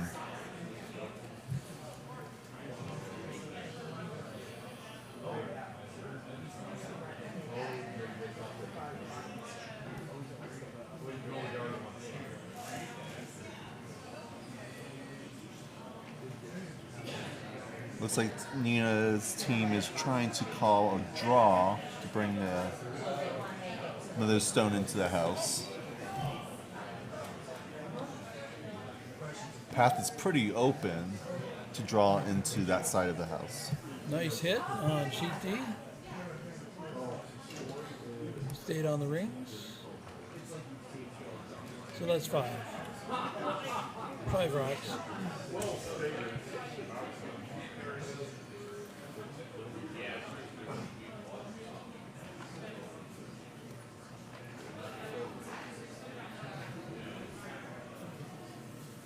Team Roth is just doing clean. Looks like the weight is pretty decent.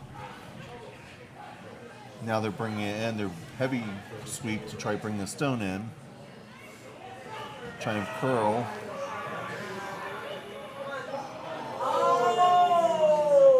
And looks like it's just biting the 4.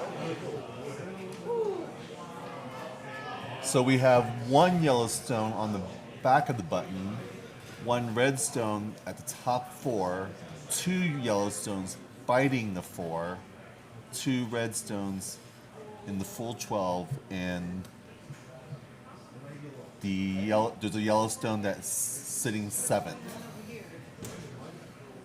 So do you think there's a shot there that that yellow that they just put in there? Is there any way that Falco can hit that and double out the shot rock? I think he has to utilize when the guards are up in front because they think the angles. It'll be difficult, but I think there's a chance he could try to double it. But it's very, very difficult because it has to be a thin. That overhead camera, it's kind of a cat-eyed lens, so it doesn't give us as good a perspective as one-on-one. But there's also a risk if he's just thins it, he could just tap it in and push that stone in and give Team Roth 2. Sitting 2 and give them a chance for a third.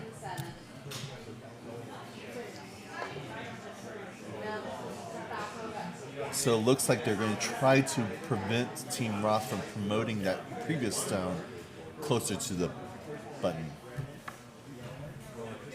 What was the call there? Was that a call for a guard? I believe it's going to be a guard so that Team Roth cannot try to promote a yellow stone from the side. Their goal is to try to hold Team Roth to just score 1, and then Falco will have to score 2 in the next end to win this game.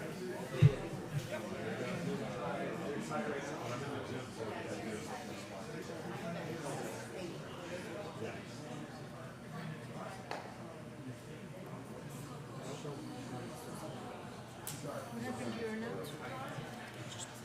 He's deleting his. He's not very talkative. He's fine. I think he just stepped off to the restroom. So it looks like a decent draw weight for Team Falco, but they're sweeping to trying to bring it in. Looks like be close. They might need to measure. We'll see. But it looks like they swept just good enough to be a guard. Yeah, just over the hog line there.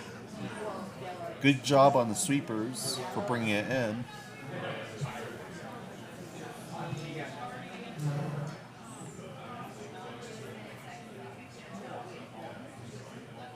That might have been a slower side because they haven't thrown much stones on that side of the sheet.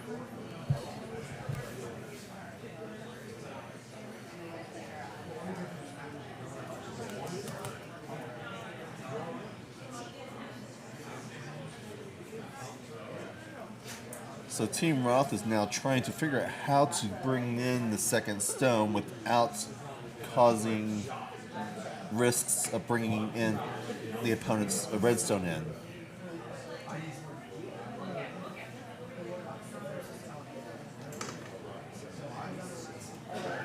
So she's looking at all the different angles, trying to see what the possibilities are to bring in a second stone.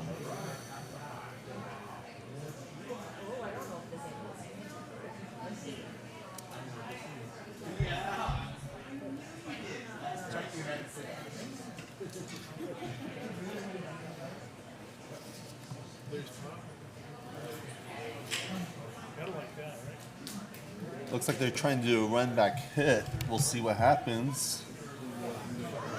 Run back down the center line. But it looks like it's off a little bit.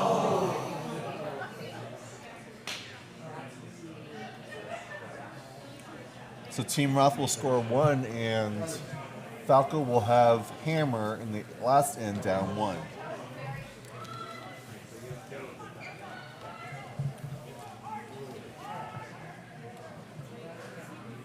The score on sheet A will be 3 yellow for Team Roth and 2 red for Team Falco.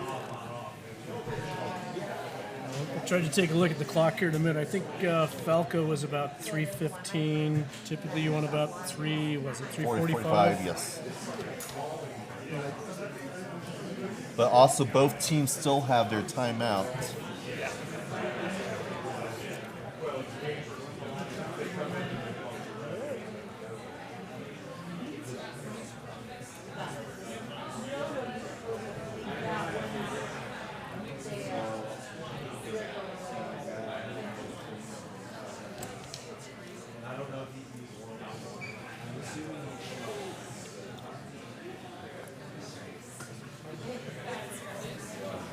Team Falco has got 3 minutes and 12 seconds left.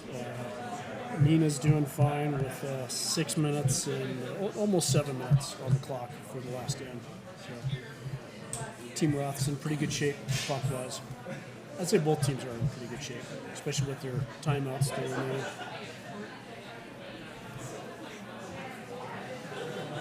Back on sheet D, we got down to the skip rocks.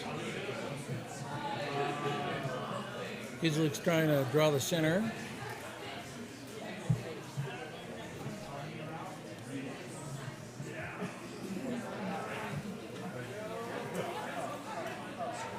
He needs to save the day here. Oh my, what a great shot by Derek Kislik. Sweepers drug that in. It's just a little past the tee line, sitting on the red rock biting the back of the button. So, great shot with that one on sheet D. Looks like Evan's looking at running back the red to knock out the shot rock that was just delivered there on sheet D.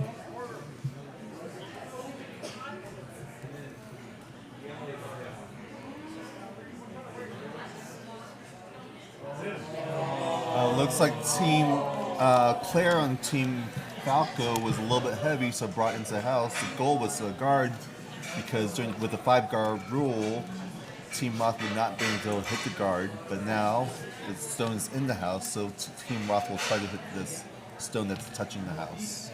Just a little unfortunate on the way to that.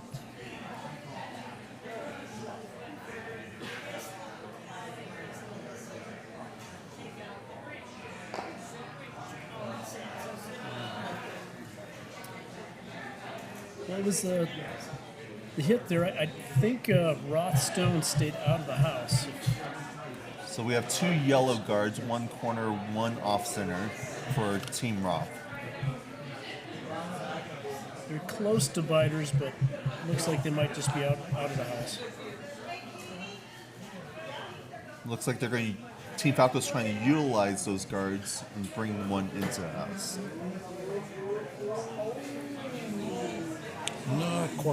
Not quite on sheet D. Working tried to knock the yellow out, and now they're bracketing the yellow. Left the north side of the ice open for drawing the center and scoring 2. This will be Kislick's second rock, second skip rock, and Unit's calling on sheet A a run back hit.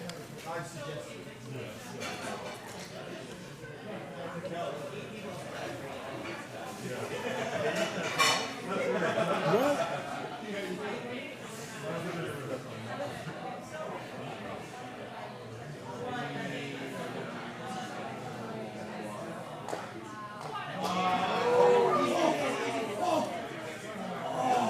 Very nice shot. Hit. Roll under cover. And now Falco's trying to draw into the house, Yeah, probably just sit on it. freeze Right? into the Yellowstone.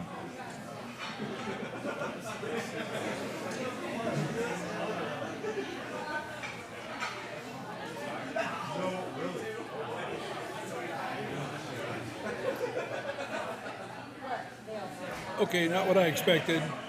Kislick has used his last rock as a guard to avoid working knocking him through. So hammer, team working. They just got to draw the middle. For sheet A, it was not quite a freeze. It was about 10 inches between the two stones. Red is in front. Looks like red is the one that's counting. Yellow is just behind T line.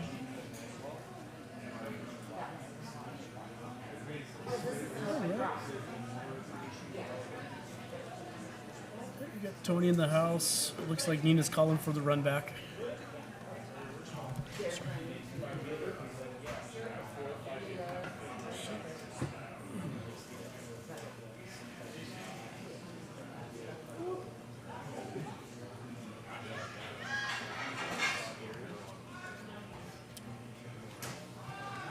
Team Ross sweeping for curl. Successfully takes out all the stones in the house.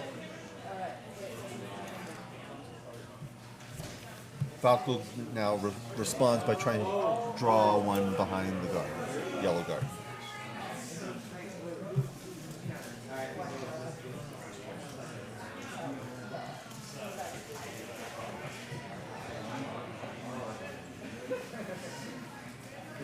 Okay, nicely done. Team Kislick on sheet D scored 1 yellow on the 7th end. Now the score is tied 4-4. Going into the 8th end, working has hammer.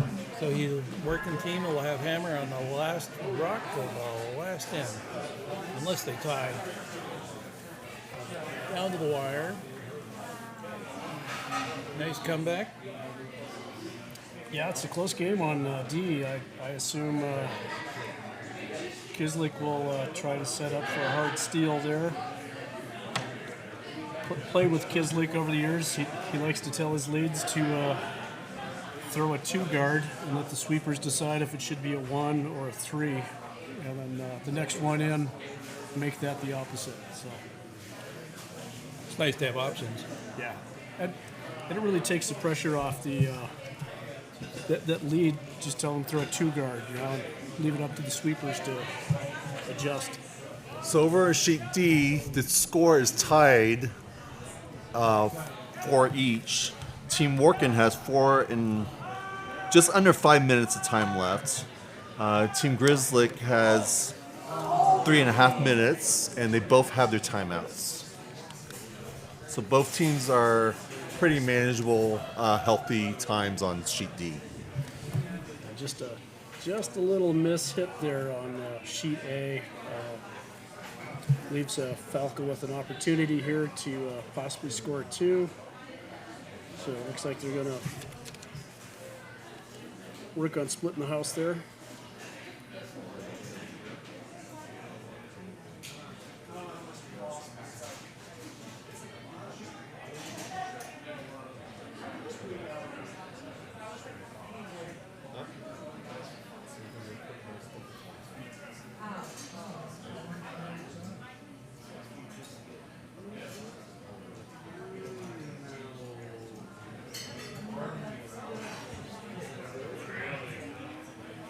Very nice shot from Becca.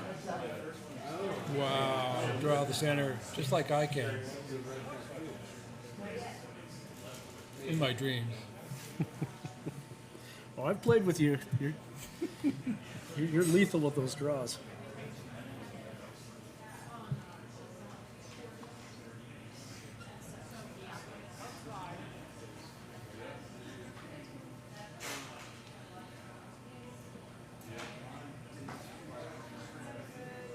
I hope she draws up to this. Hard to tell.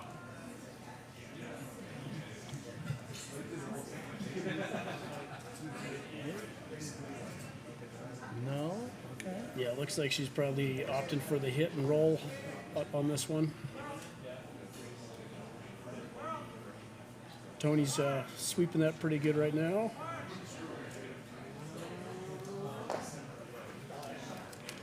Well, didn't get the roll, but got the objective shot of rock out of the house there.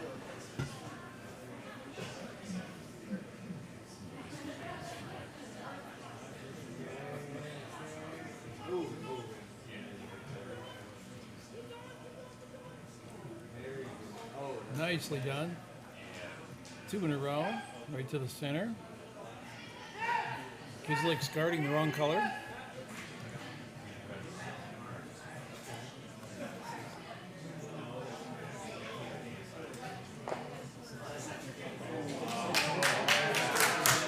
Very nice hit and roll. Mostly undercover there. It's just a little bit past the tee line, biting the back button on sheet A. Get past the guard. Oh, nice. Okay. That worked. Nicely done.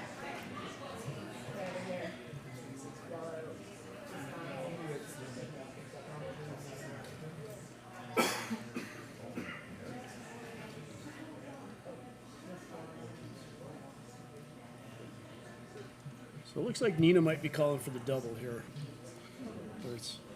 I think the angles are there for that.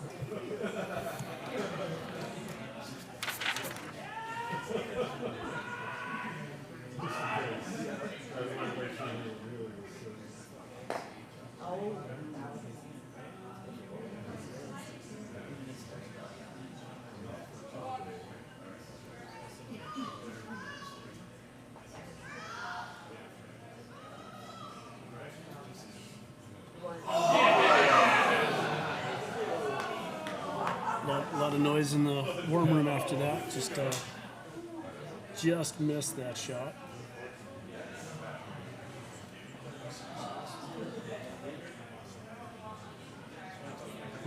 So now Team Falco talking over options, looking at driving behind or spreading the house out a little bit. Also checking on the clock, I believe. Well, the coach is out there, so I guess they must have called their timeout. What? Brian got out of his chair? Brian's out of the chair.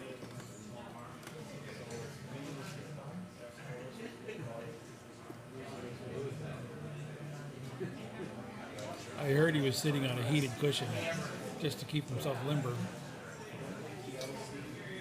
Sounds like a good plan out there. For the current time clock on sheet A, Team Falco has 1 minute 50 seconds left. Team Roth has 3 minutes and 5 seconds left. And Team Roth still has one timeout. That's not a lot of time.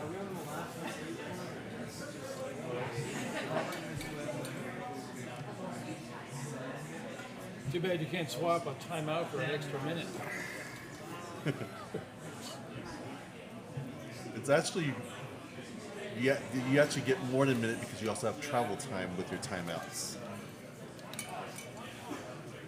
Okay. So I don't know what the travel time. I believe it's like another minute on top of maybe 45 seconds. Yeah, usually something like that. Looks like their timeout is over. Brian's headed back to his custom heated throne back there. Usually officials like to give teams about 10-second warning before the timeout so they let the coaches know that they need to leave the ice. And teams can always throw early if they want before their timeout is over.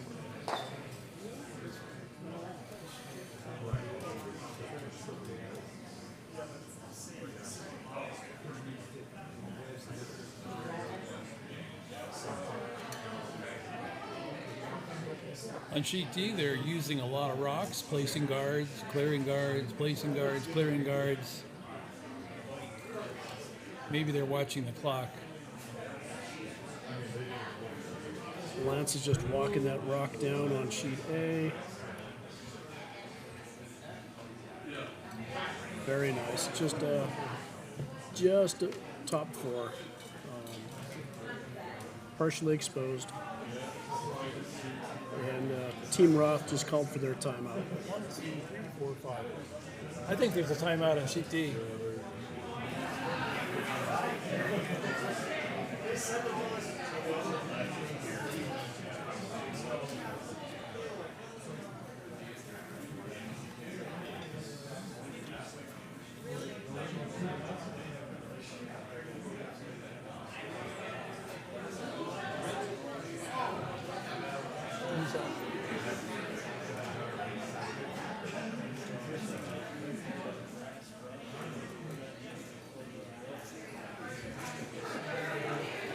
For sheet D, Team Grizzly just used up their timeout. They have about 2.5 minutes left, and Team Workin has 3.5 minutes left. Here's Lucy Bradshaw as Vice. Delivering the next rock for Team Kislet.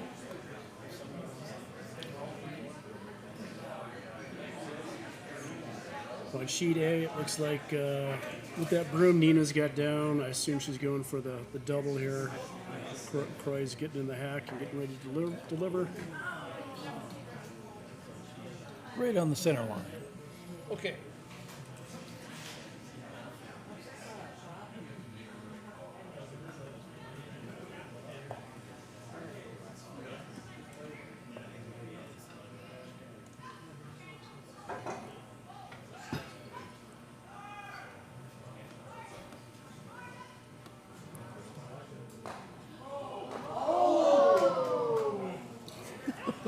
So just rubbed off that guard up front and ended up taking out Falco's last rock. So Wow. Falco is throwing hammer now with an opportunity to get 3 out of this for the win. Okay. Team Workin is working hard. Totally cleared the house. Moved all those rocks out of the way. So it's a blank slate.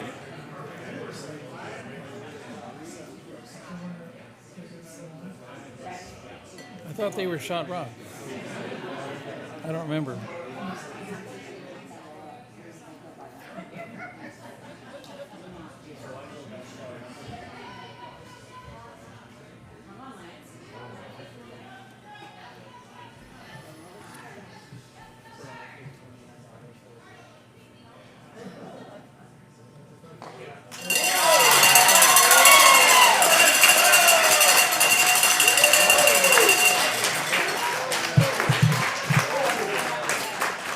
That was a great game on sheet A. Congratulations to Team Falco advancing to the gold medal round tomorrow morning. Fantastic curling by both. Let's see if we can rotate the cameras over here to pick up the last couple rocks on sheet D. First skip rock on sheet D.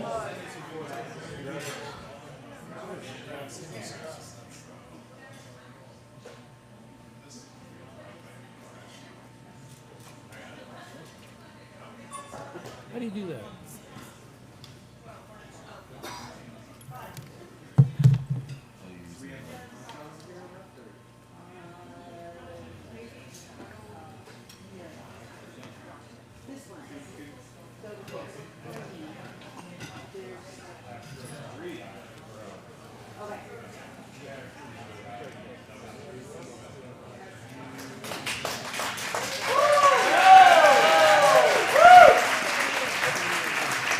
applause for Team Falcon.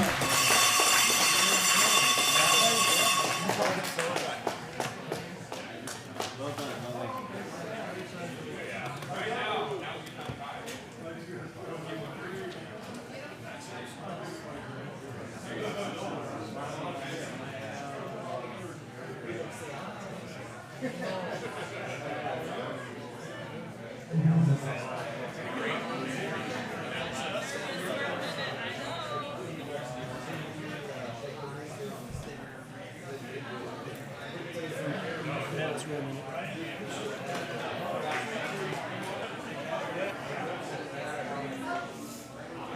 We're adjusting the cameras to get sheet D on screen for this 8th end.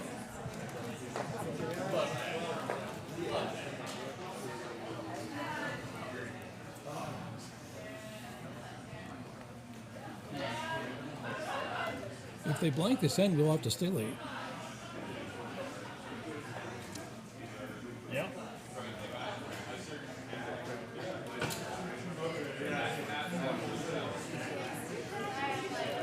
I have the feeling nobody wants to blank. Well, Kisley could be happy to see it blank.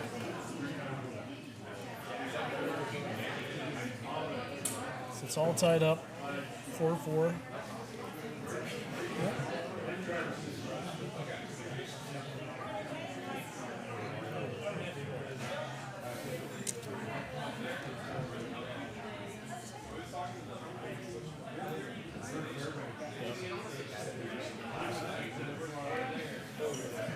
So we'll just be watching from the overhead for these last few stones. Kisley's currently delivering the His last rock. last rock. Trying to draw to the wing. Aiming for T-line on the right side on the outside 12 foot.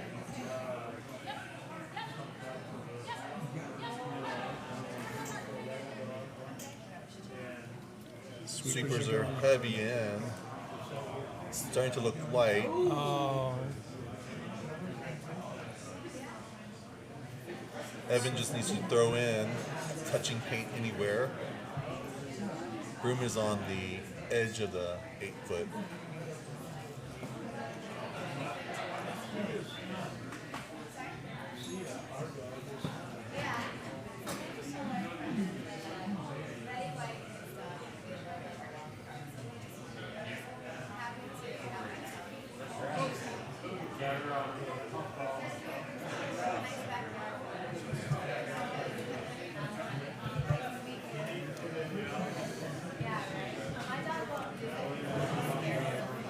Eva just delivered the last stone and it's going down. Jordan is escorting it down the sheet.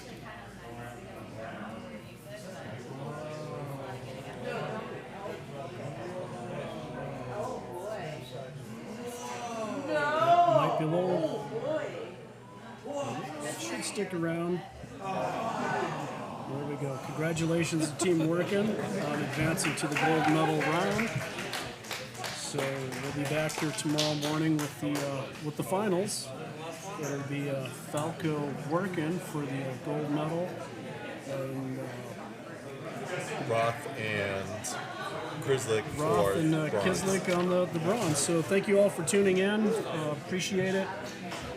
Thank you to the broadcasters, Jonathan Lee and Adam Walter. And I'm Tim Murphy. We're signing off for the evening.